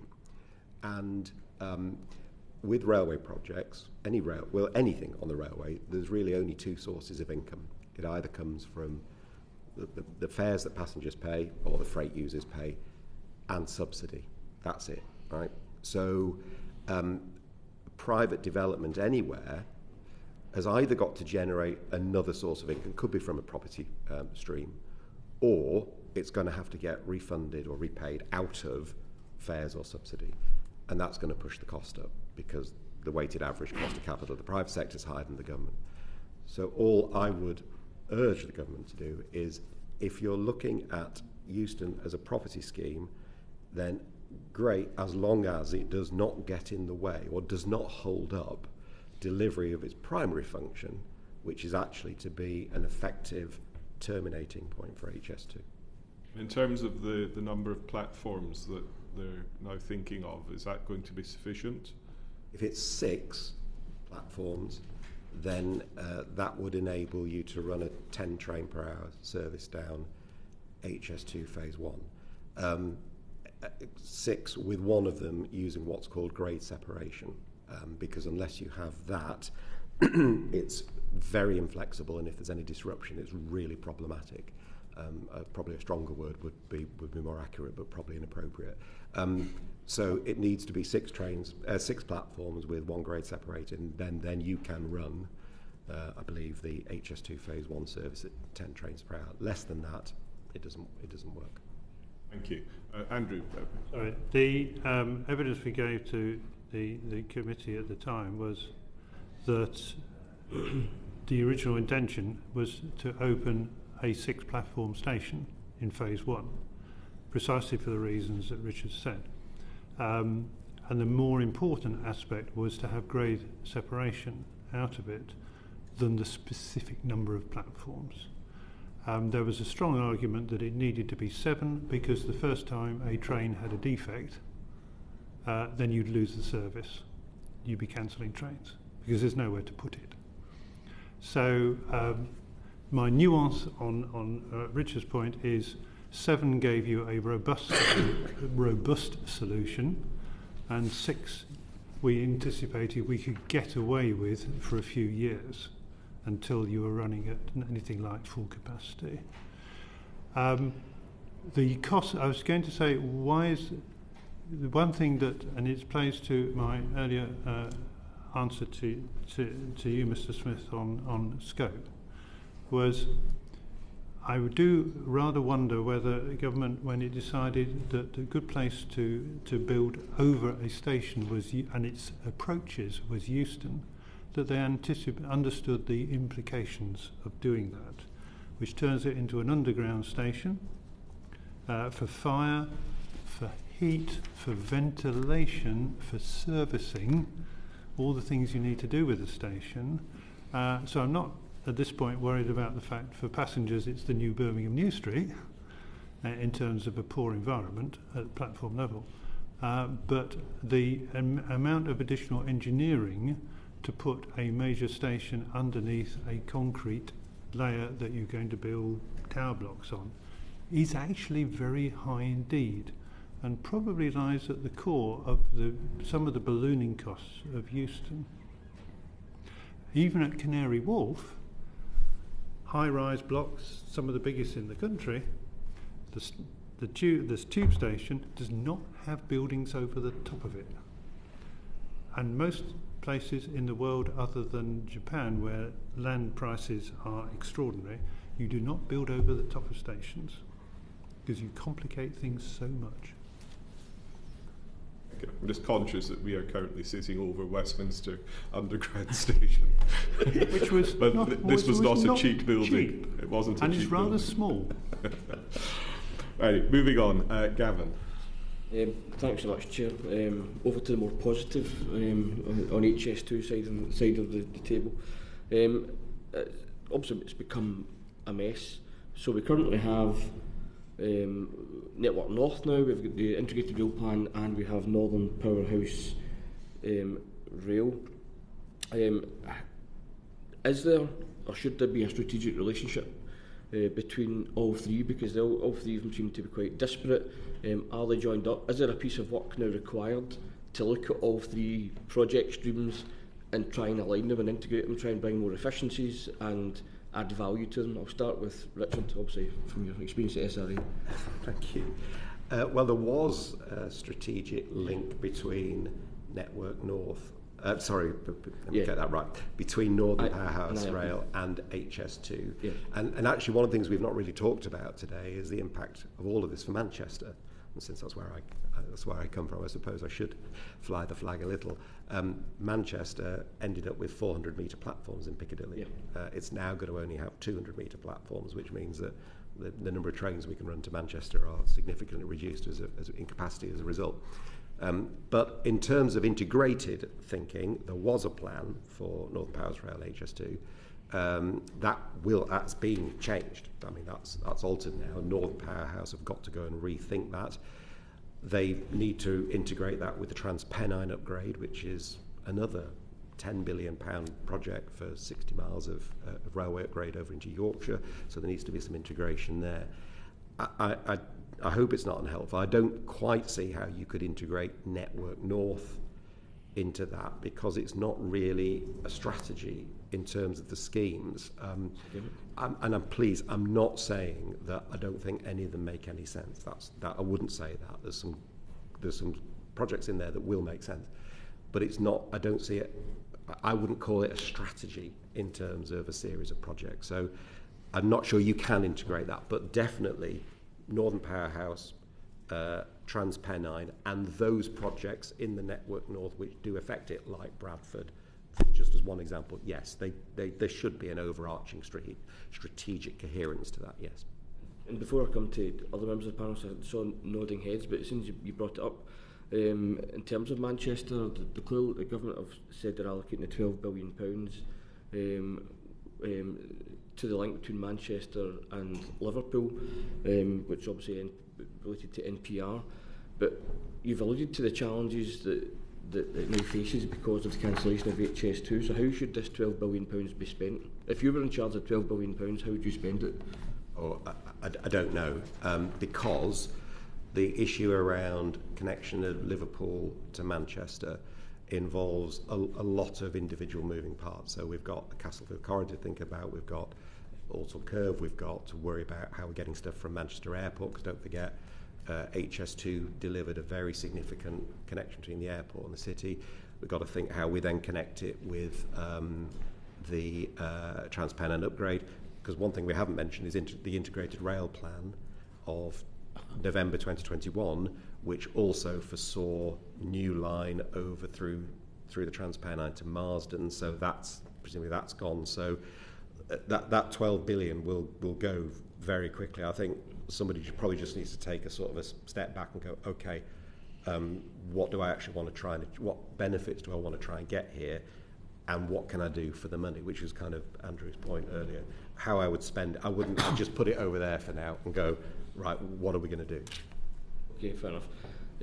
Nigel, in terms of the link or lack thereof between the three transport streams projects and what have you, and obviously if any of you've got any ideas on how to spend the £12 billion that Richard's parked to one side for the moment, but Nigel, in terms of does somebody need to go and have a look at how we can integrate at least some of these projects a little better?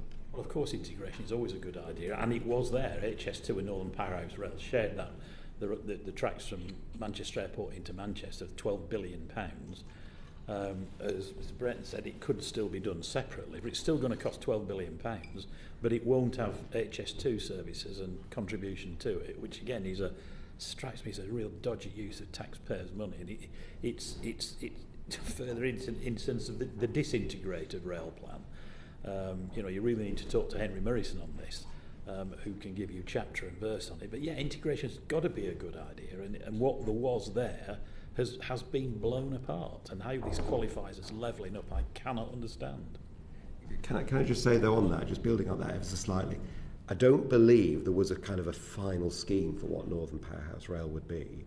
What was a working assumption that at least it would be able to, there would be some shared infrastructure. Yeah. So there's still quite a lot of work to do on Northern Powerhouse Rail. It's just that now they don't get the benefit of that, of sharing really. They've got to make a case for it as a standalone project, but hopefully integrated as much as they can with the other things going on around, like Transpennine. Anybody else got any thoughts on this? No. Okay, well, moving on. I think the point's already been made that a lot of the advantages in HS2 and indeed in any transport infrastructure investment is not just about the money, obviously, and the points been made about the social value and why, and I would certainly support the fact that the social benefits, if you want to call it that, are as equal value certainly to any economic benefit. But if we look at the economics for a second, on in particular the impact on regional economics, we've already kind of mentioned Manchester, etc. What advantages will HS1 or high speed, as it is currently envisaged, bring to Scotland and even the north east of England? Are there going to be any real advantages to Scotland or the north east of England of HS1? Well, there were advantages, which have been the north-eastern ones went with Leeds, and Scotland took a big hit with the Golden Link going. I mean, I remember writing sort of pieces in Rail saying, Holyrood, are you listening? Are you watching here? Because this materially affects the sort of services you're going to get long term. So again, there were it's so frustrating where there has been some genuine long-term thinking, and the benefits for the northeast and Scotland were in there and have been effectively being trashed. It is worth pointing out that all services that use HS2 for part of their journey will get some benefit. So there'll still be a Glasgow, one Glasgow per hour, for example, and when it gets to Handsacre Junction, we'll be able to use HS2. So that journey time benefit does kind of cascade through all the services, so half an hour or so, whatever it is. But in terms of additional services, then no, because there's nowhere to put them as they come down through the West Coast. And just quickly on that, you envisage the problem of HS2 trains having to run, certainly currently would have to run at a slower speed than the Pendolino trains could on parts of the classic network. At the moment, I think they can only travel 110 miles an hour, as opposed to Pendolino can travel 125 on parts of that West Coast main line as it currently is without upgrades. Do you envisage that being resolved fairly quickly? Because at the moment you might see journey times actually being worse from Glasgow. No, I think there are some potential solutions to that. I mean, Andrew may want to expand further, but I think now, I mean, tilting trains were kind of a moment in time. I think we probably can put in place 125 mile an hour non-tilt paths, which, I mean, the tilt is actually quite a significant weight penalty as well, which of course, so if you haven't got it, you benefit from that. But I don't think, I think there's a way through that particular issue and not ending up with problem. I mean, that's probably, I'm into areas which are more technical, and Andrew far better qualified to talk to. That's fine. I'd derail just by going into that rather than sticking to the regional economics. So Tom, if I can come to you, and I think Paul kind of alluded to it earlier, and I think it's there's no MPs here from London. There's always the feeling that essentially any transport project that is possibly imagined will be funded, and if it's in London, whereas there's always an excuse not to fund transport infrastructure anywhere else, obviously particularly north east, east of England, south west, etc. So that's where a lot of us come at this from. But would you accept that historically the regions of England, I'm not talking about Scotland here, the regions of England have been massively underinvested in terms of transport infrastructure, and obviously yet again you see another infrastructure project being cancelled in the north? I guess that is the case because, as I said earlier, rail investment makes better economic sense in terms of its use of capacity in densely populated areas. However, and a very important caveat, is that now the government has decided that no investment project should be even thought about and analysed unless it meets the government's wider objectives, which include things like carbon and levelling up and contributing to the economic growth of all of the UK. So it has become, I mean, sitting in London, you might say much more difficult, but actually to put forward a scheme which is a London scheme. You remember perhaps that there was a scheme for a Crossrail 2 project, which I think the government decided would never really be considered because it was a scheme in London. So there has been much more of a focus, not just on the narrow economic benefits, but on the wider objectives of the government and hence of the schemes it implements. It's not absolutely clear how the balance between a very good value for money and meeting regional objectives is determined, but nevertheless those parts of the appraisal are now part of the economic appraisal. And do you think, and again I appreciate some of these questions are quite difficult to answer, but so I'm asking for your opinion, but can in any way comparable benefits perhaps be delivered by the Network North plans that the government have brought forward in replacement for HS2 Phase 2? I understand they'll be different, and some of the projects will be excellent projects locally, etc. But can comparable benefits be brought or be realised by these plans, in your view?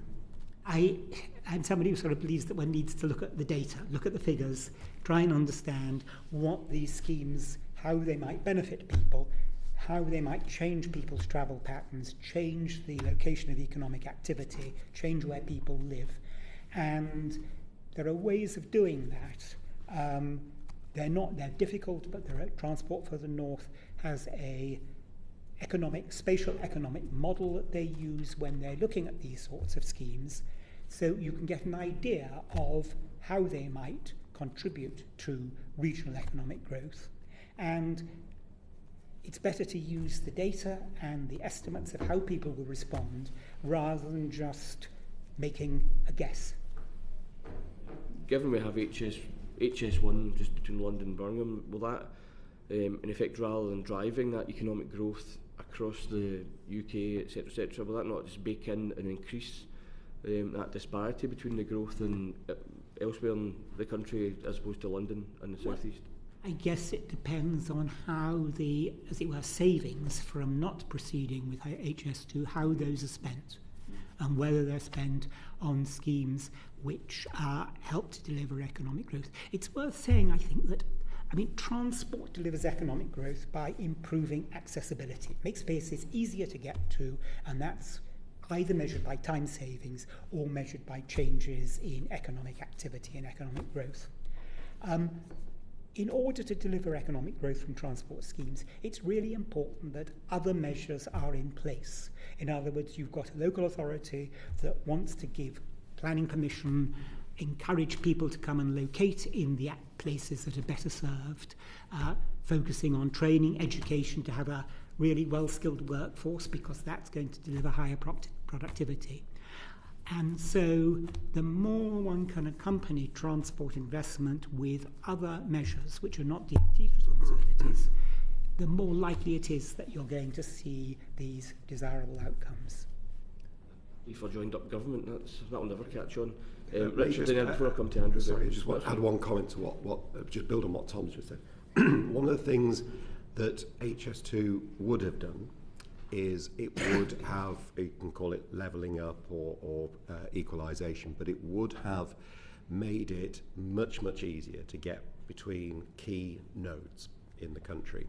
A very good example of that would have been Birmingham to Manchester, so nothing to do with London. Birmingham to Manchester takes about 90 minutes. It's a very difficult route on the railway, and by having HS2, not only would the existing railway have then been freed up of 2 trains an hour at least doing Birmingham to Manchester, thus enabling Andy Street to run more services to Wolverhampton or Andy Burnham to run more services around Manchester, whatever. HS2 would have then made Birmingham to Manchester 41, 42 minutes, whereas it's currently around 88, 90 minutes.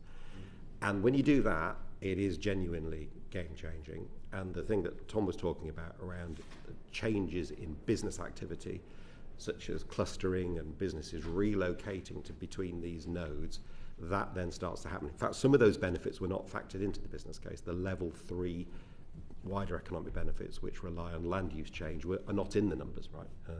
Because they're very hard to calculate. But all of those journey pairs, if you like, in the north, in the Midlands and the north, which would have been transformed by HS2, now don't get that benefit. And I'm not an experienced enough economist to be able to say, but I would have thought that the fact that Birmingham to London will I can't see how that wouldn't have an impact in terms of where you'd want to be. But okay, fair enough. Richard? Could I just add something to that? Listening to what's been said, it's just struck me. And we've heard lots and lots of options and alternatives to HS2 in the north, lots of junction changes and all sorts of things. Where's the body that actually gets hold of all that and makes a strategy and says, this is what we're going to do, that's actually peopled by people who understand what they're talking about rather than, sometimes people who don't? Where's that body? And I still don't see it. The SRA's been mentioned. I worked at the SRA too. I was under Sir Alistair Morton when it started. And he left because the government interfered with him and said, no, we're not going to do that. We're not going to. He said, well, I'm supposed to be chairman of the SRA. And he left. And he told me he left. And he took me with him, actually, to Eurotunnel. That's another story. But where's the body now that decides transport policy for railways throughout this country? Because it's not in the DFT. There isn't one. Well, there should be, shouldn't there? Yes. Yeah. Well, the committee may come to a consideration on that, but we've spoken before in recent sessions about transport strategy and perhaps having an overarching transport strategy that looks at all modes and how to best integrate them. Like, so obviously Scotland has one. They don't have one down here, and I think that you'd probably have to start from that base. Transport Scotland does a good job. And I'll use that quote as much as I possibly can now. But very last one from me, Chair. But Andrew, when I come to you, in terms of the point I was making about how we maybe need to take a step back and look at these the IRP, NPR, and how best to add value to the projects by if there's any way of integrating them, but also. The last question, has the government made a robust enough case yet on its Network North plans, in your view? Nigel, if you want to come in on that, you're more than welcome. I think it do you want to? Well, whilst you're composing yourself, I think, and you saw Sir John Armitt, the chairman of the NIC, make the point that the integrated rail plan was founded on the 15 years of the heart of it was HS2 phase 2 as configured. And therefore your first point, does it need all to be re-looked at? Yeah, fundamentally, because you've just lost the backbone off the skeleton. Yeah. So what you're left with, the flappy bits. That is a major exercise. I think it's played to the point, so who's going to do that?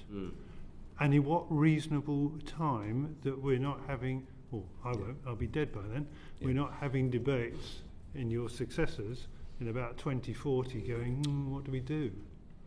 Now I'll hand over to Just Network North, I find it hard to take the whole thing seriously when it includes schemes for listed schemes in Southampton when it meant Littlehampton, when it proposed building tram extensions to Manchester Airport, which were built no more than 5 years ago. How can such a plan be really taken seriously?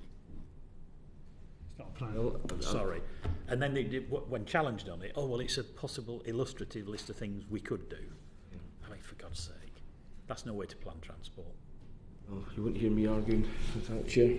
Thank you. And just to flag up a separate inquiry that we're doing for probably running into next year now is looking at the more strategic transport objectives, not just for rail, but transport across the piece and how that then fits into other policy areas. But so we will be doing a piece of work on that. Graham, who deserves a medal for not just waiting his turn today, but for all the service he's done on the Hybrid Bill Committee. Well, you're too kind. I did do 9 months on the Hybrid Bill Committee for HS2B from Crewe to Manchester, and heard extensive representations from the Manchester Partnership about the economic case, but we weren't allowed to publish our report. So I might say I'm fascinated by the whistleblower's testimony that's being reported in the Times about the cost overruns, particularly in relation to the estimates of the costs of purchasing land and property for the scheme. And I suspect we've got a similar view about the value of 2A. I don't know whether the government's decision is a full and final one, but just in terms of West Coast capacity, connectivity, the freight elements, it makes enormous sense to complete 2A to Crewe at the very least. But I know there's a difference of opinion on that. But the question that I'd like to ask, what should happen to the land that's already been purchased for 2A? Safeguard it. Richard? Well, my understanding is, I preface this by saying I'm not a land expert at all. My understanding is there's a period of about, I think it's 5 years from royal assent that the land has to be acquired. So there is an ongoing programme. So they haven't acquired it all at the moment. But my understanding is they're selling it. There has to be a scheme, doesn't it, that's consistent with public value for land disposal. I don't know if that scheme is fully in place yet. I mean, I suppose this is a conviction view, but I'll say it anyway. I genuinely believe that Phase 2A should happen. I absolutely take Mr. Brereton's comments earlier about Crewe. It is an issue. It's a fair point, but there are ways of resolving that. And Phase 2A, really, in a way, is kind of the Stafford bypass that 20 years ago we looked at and couldn't do. And it is the way you deliver significant capacity improvements for freight and significant reliability improvements for the rest of the West Coast, and that you can then run some Trent Valley services, which I suspect without it you cannot, or not without running out of capacity. So if there's any way that the land sale could be paused whilst a calm and considered view as to whether Phase 2A could proceed, I would have thought that was an extremely wise thing to do. Thanks. Does anyone have a counter view to that on the panel? No, I do think that's quite sensible.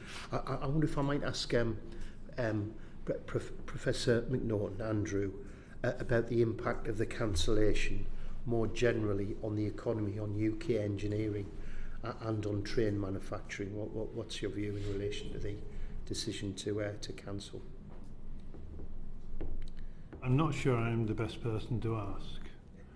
My impression is that, again, the major British supply industry... Like Hitachi, based in my region, well, it's Hitachi, but it's not just Hitachi, because if Hitachi are not building high-speed 2 trains, they'll be competing for building others. And you've got the players building in a smaller pot. But the supply sector is actually thousands of companies. Yeah, it's actually put the trains together, but look at the hundreds of SMEs in the Midlands who produce the pieces. But the same is true through infrastructure. It's not just steel and concrete. It is the complex systems, control systems, overhead line systems. These are all just taken out of the supply sector. That obviously has to have an impact. I'm not someone who can say to you how big an impact it is, but the scale of it sounds pretty big to me. In one of my roles inside the Institution of Civil Engineers, I have seen genuine shock amongst senior people who are pretty robust about the impact on their plans for apprenticeships, training. The one thing they will say is you can't start these industries. Well, funnily enough, when we had the rail minister here, I asked about numbers employed, particularly apprentices and so on. They were very proud about the numbers who were employed. Well, you can forget that, actually. Yeah. Please forgive me, Chair. I do want to say one thing about Crewe that I didn't adequately answer. Back in 2005, when I was still Chief Engineer of Network Rail and in charge of the investment panel, the question was, what do we do with the problem called Crewe? Completely rebuilt in the 1980s, life expired, signalling, track, everything. And the answer was, we're going to have to dig it all up again. Now, whether HS2 comes or not, sir, Crewe will be dug up because it is life expired. And the only question is it dug up in the form that was going to be anticipated for phase 2A and eventually 2B, or is it dug up by a different scheme? But dug up it will be. So, could I just add something to the question that Mr. Morris? Well, I didn't declare an interest because we're not related. No, we're not. Not as far as I know. I would have thought that one of the effects of these sort of cancellations on firms that make rolling stock or are building firms, and certainly apprentices, would it not make them say, well, next time we put in a tender for something, we'll push it up a bit? Yeah, because, just in case. And if we get the money, well, then very good. But we'll make it more expensive. And in terms of apprenticeships, really sadly, I would think that people say, well, we can't, we're not going to take them on yet, because we need to wait and see whether it's going to occur or not. And those uncertainties, I think, make projects possibly more expensive and certainly affect, can I call it, the young people who are, coming forward to try and learn their trade. I would have thought so. Yeah. I quite like it when we have a panel I can disagree with, Chairman. Well, I find it quite difficult. But can I just an answer you gave to my colleague Gavin a little earlier in relation to the uncertainty about some of the Network North plans. If ministers are saying, well, we can mitigate the employment impacts and the impacts on businesses and so on because there are other schemes. There are £36 billion worth.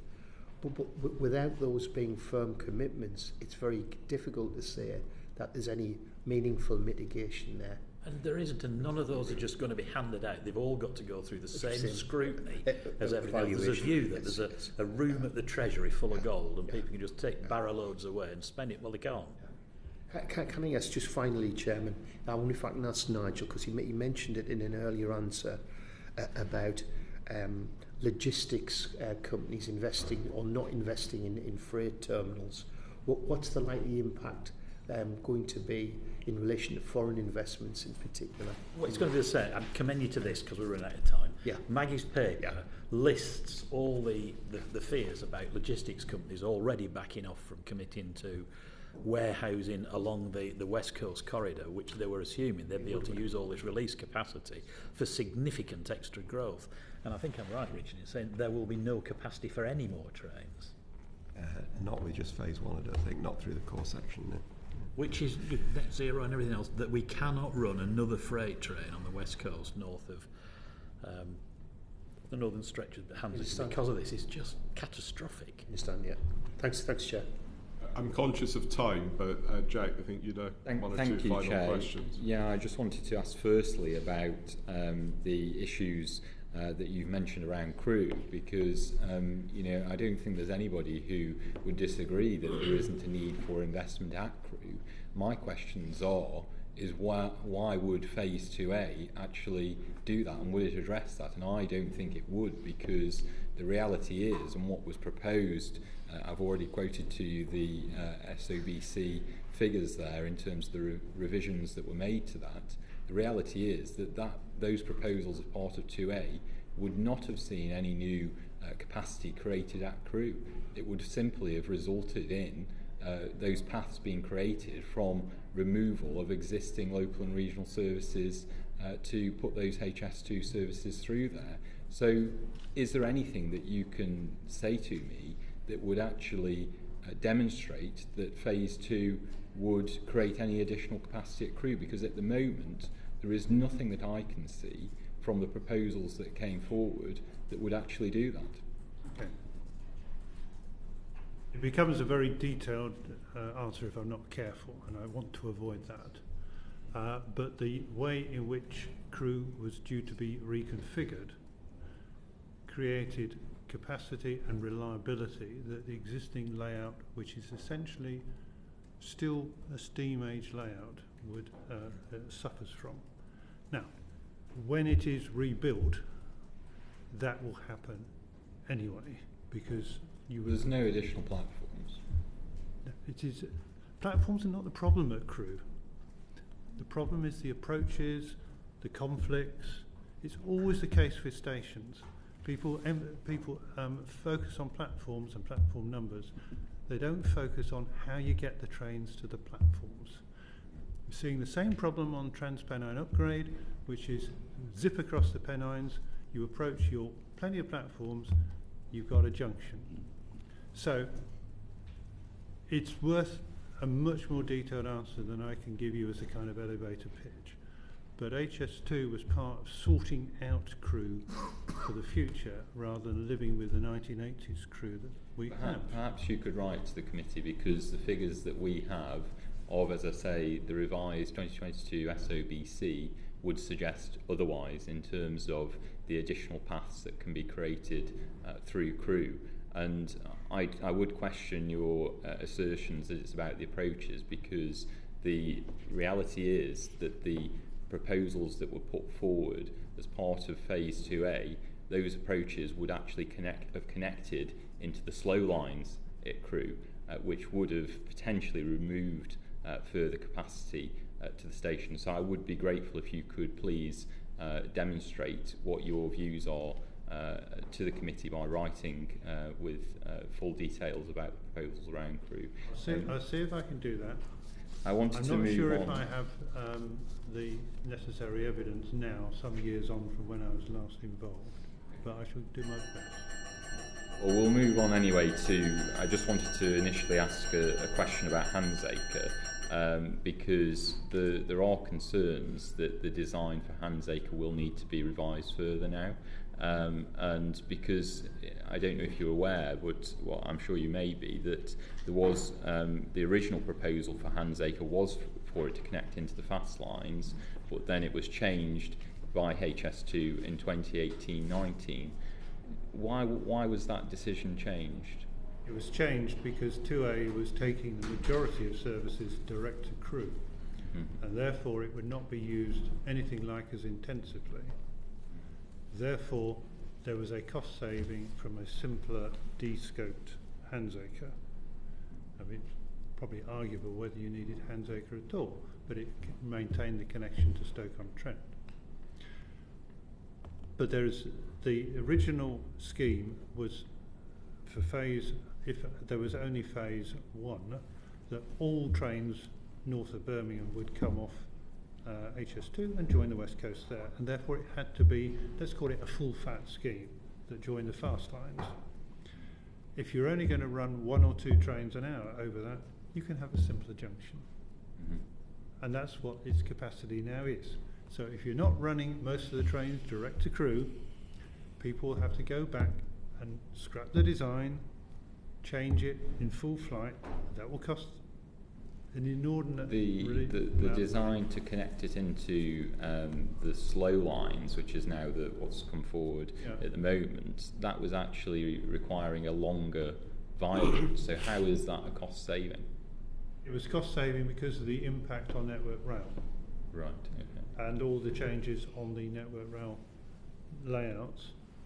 But you cannot, unless something has fundamentally changed in the laws of physics since I last looked at it, you cannot deliver the whole of the HS2 Phase 1 service onto the slow lines without actually cancelling your freight trains. So you are advocating for a redesign of Handsacre? I think it's inevitable and an unfortunate consequence, and there bang goes some of the money that you might have saved from not doing 2A. I want to move on now because I think we've touched enough on those sort of issues, but wanted to ask a bit more about what went wrong with the initial delivery, and particularly it was referenced earlier about the efforts that went into the original business case and specifying some of the data around that. I wanted to particularly ask about ground conditions, because that data upon which the costs were actually based was actually very weak in the initial proposal. A lot of those boreholes and ground surveys of the actual ground conditions had not been done when the original costs were identified by HS2. Is that your understanding, that work that should have been done to give a more accurate understanding of the costs, could that be partly behind why we've seen such a cost escalation? Do you want to start, Richard? I have to be honest, Mr. Reardon, that is not my area of expertise at all. I mean, I'm not a technical engineer, so I can't answer that for you, I'm afraid. Not me. Yeah. Maybe Andrew, you could. I'm afraid it's me again. Yeah, I thought it might. I think it's a nuanced answer. There were a number of places where the inability to gain access to land prevented boreholes being done. And that, insofar as those existed, there was a risk that ground conditions would somehow be worse than we had anticipated. But the British Geological Survey information for this country, we actually has more data on ground conditions than pretty much any other country in the world. We had an enormous amount of data from BGS about ground condition, almost metre by metre between London and the West Midlands, because there has been so much work over the decades. But there were areas where that was thin, because there hasn't been so much development. One was Aylesbury Vale, for example. So there are bits of the railway where that would be true, what you just said, that there was the risk of understating the ground conditions, that we had a pretty good idea of them. But for the major structures, we had a very good idea of ground conditions, running out through London, running into Birmingham, where the major structures are. It was quite small areas where it was a pity we didn't have more information. That could have resulted in some of these huge cost escalations that we've seen, because my understanding was that a lot of the spoil was originally intended to be used in construction of some of the embankments and other structures, which obviously, once it was identified that that material was not at a sufficient grade, obviously more material had to be exported and imported into site. Is that behind some of the reasons why we've seen such cost escalations? I'm sure it's one of the reasons, but I would hesitate, and I am a background of geotechnical engineering, I'd hesitate to say it was one of the principal reasons, but it's certainly a factor. Is there any other comments that you'd like to make on, any of the other panellists would like to make on the ground condition issue? No. I mean, in terms of the wider issues, in terms of, as I say, the data and the lack of data in understanding the cost, is this something that was probably the reason why we have now seen the cost escalation? Because it isn't just ground conditions either, is it? We've seen a lack of data, sufficient data to give the estimates that were needed. Do you think more effort should have been made at those early stages to put into analysing some of these issues and understanding properly the costs and the implications of this project? Would you like to? Well, you're asking the wrong guy here, actually, because I'm not an engineer at all. But one thing I would say is that, and if I can go back to Crossrail again, we looked very carefully at the way that the Crossrail tunnels would go through London in order to get the optimum, how can I put it, surrounding, if you like, for the tunnels to go through, and also missing out, like with Barbican, where the London Symphony Orchestra practiced, we went round that a bit, and there were sewers in the way, etc. Certainly, it was looked at very carefully, and it was reviewed before we went forward with the final estimate for the project. I don't know, because I wasn't involved, whether HS2 did that or not. But we spent quite a lot of time on that. Did, you know, those sort of major decisions about tunnels and routes and things like that, were they already set in stone before? No, they weren't. Obviously the stations were, because that's what the specification was, but we could have moved slightly one way or the other, just as Eurotunnel did slightly one way or the other. It wasn't set in stone, to use an awful terminology, but no, it wasn't. And we did look very carefully at whether we were doing it in the best conditions, soil conditions. Yeah, we did do that.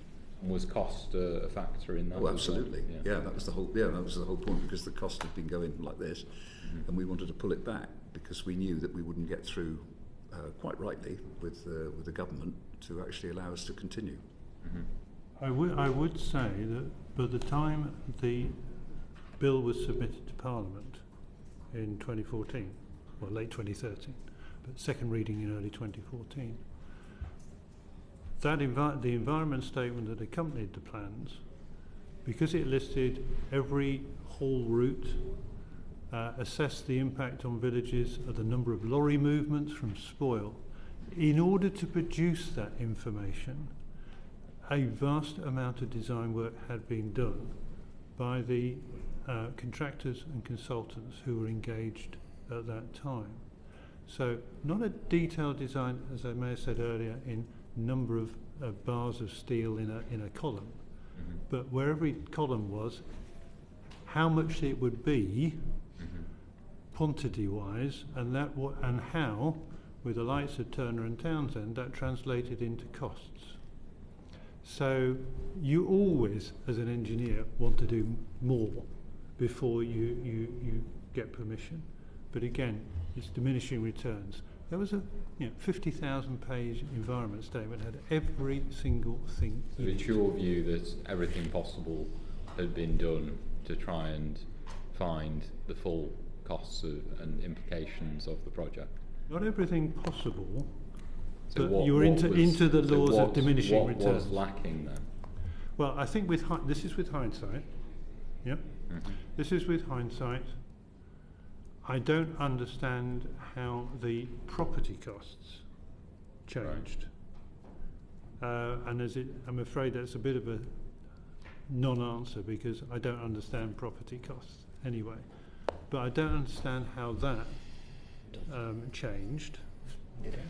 The engineering costs, as far as I'm concerned, were about as good as they were going to be at that stage. Before detailed design takes several years. You then get into an argument, can you spend hundreds of millions of pounds on detailed design before you've got permission to do it? So you get a bit of a circular argument. But I don't understand property, being honest about it.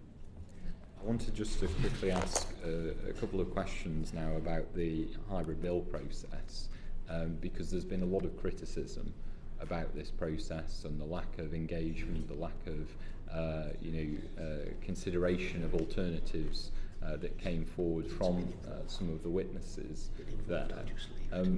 Do you all feel that the hybrid bill process is sufficient and the best way of bringing forward these major infrastructure projects? Maybe, Richard, you might start.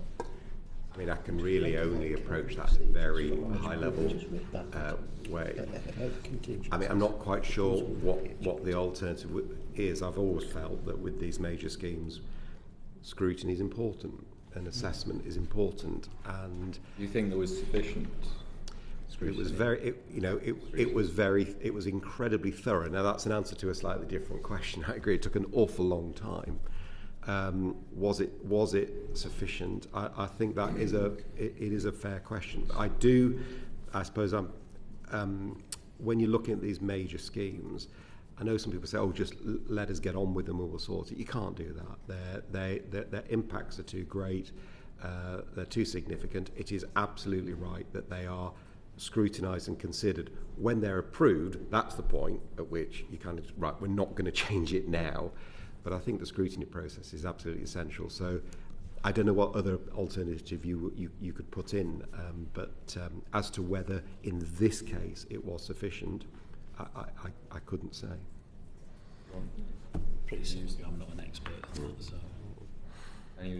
have any views on the hybrid bill process? You've obviously given evidence, haven't you? I found it incredibly intensive. Your colleagues who were on, and former colleagues who formed the committee, were very searching, and a lot of changes, small changes were made, detailed changes were made in response to their consideration of what were 3,700 petitions, something like that. I don't know if it's the best route, but I don't know a better one. This is obviously quite an antiquated. Just one question, if I may, Chair. The process is obviously very antiquated and focused on a lot of the support that those committees have had. they've not had necessarily the level of expert support that was necessarily needed. From what I've seen, there's been quite an over-reliance on HS2 and the department for some of that. Should there not be an option for the hybrid bill committee to have more of sort of external expert advice and support to help them with some of the things that were coming up in that? And the other point is about also those conditions, and you mentioned about lots of things were changed as a result of that. What structures were in place to ensure that those changes and the conditions that were put on through the committee actually continued and were implemented when the scheme actually came to be built? Each one became one of the requirements of the bill. So if they were not followed, you would be moving outside your planning permission. And we were, when I was still involved, very serious in explaining to everyone in HS2, but the supply chain, that every one of these something like 8,000 conditions that the committee put in were a legal requirement, not a nice to have, were a legal requirement. And if you don't pursue them, you are outside your planning permission. Your question... What's the mechanism to actually... Because we have had evidence from, when we visited in Buckinghamshire, for example, that some of these conditions have not been properly fulfilled and honoured by HS2. And because I'm not involved, I can't comment on that. That is what good project governance is about. Thank you, Chair. Thank you. And we'll be returning to all these points in our further sessions. Just before I conclude, can I give you each literally a 10-15 second comment on what else that we ought to look at? Any last points that you'd like to make? I'll do it in reverse order this time. No, I think I've heard most issues covered. Thank you. And me, actually, Chairman. Thank you. Andrew? I've probably said too much this morning. I apologise to some of you. It's been very, very useful evidence, thank you. Because I spend a lot of time involved with infrastructure costs. And my last comment to you is, don't assume that HS2 is any way different to any other piece of infrastructure. And that will affect the value for money for any other bit of infrastructure that you examine. Thank you. Nigel. Just a point to take away, really, Chairman.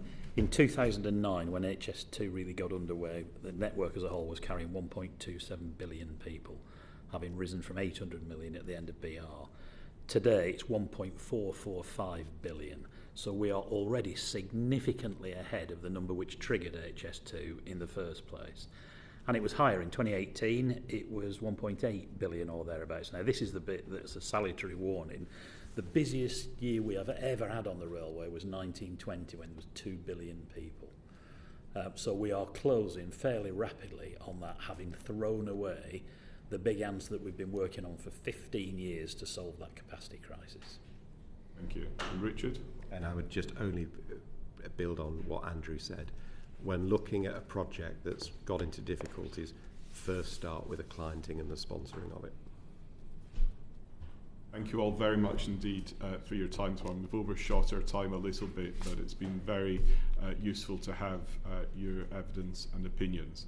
So thank you all once again, and I say this is just the start of a number of sessions we'll be having on this subject. Thank you. Order, order.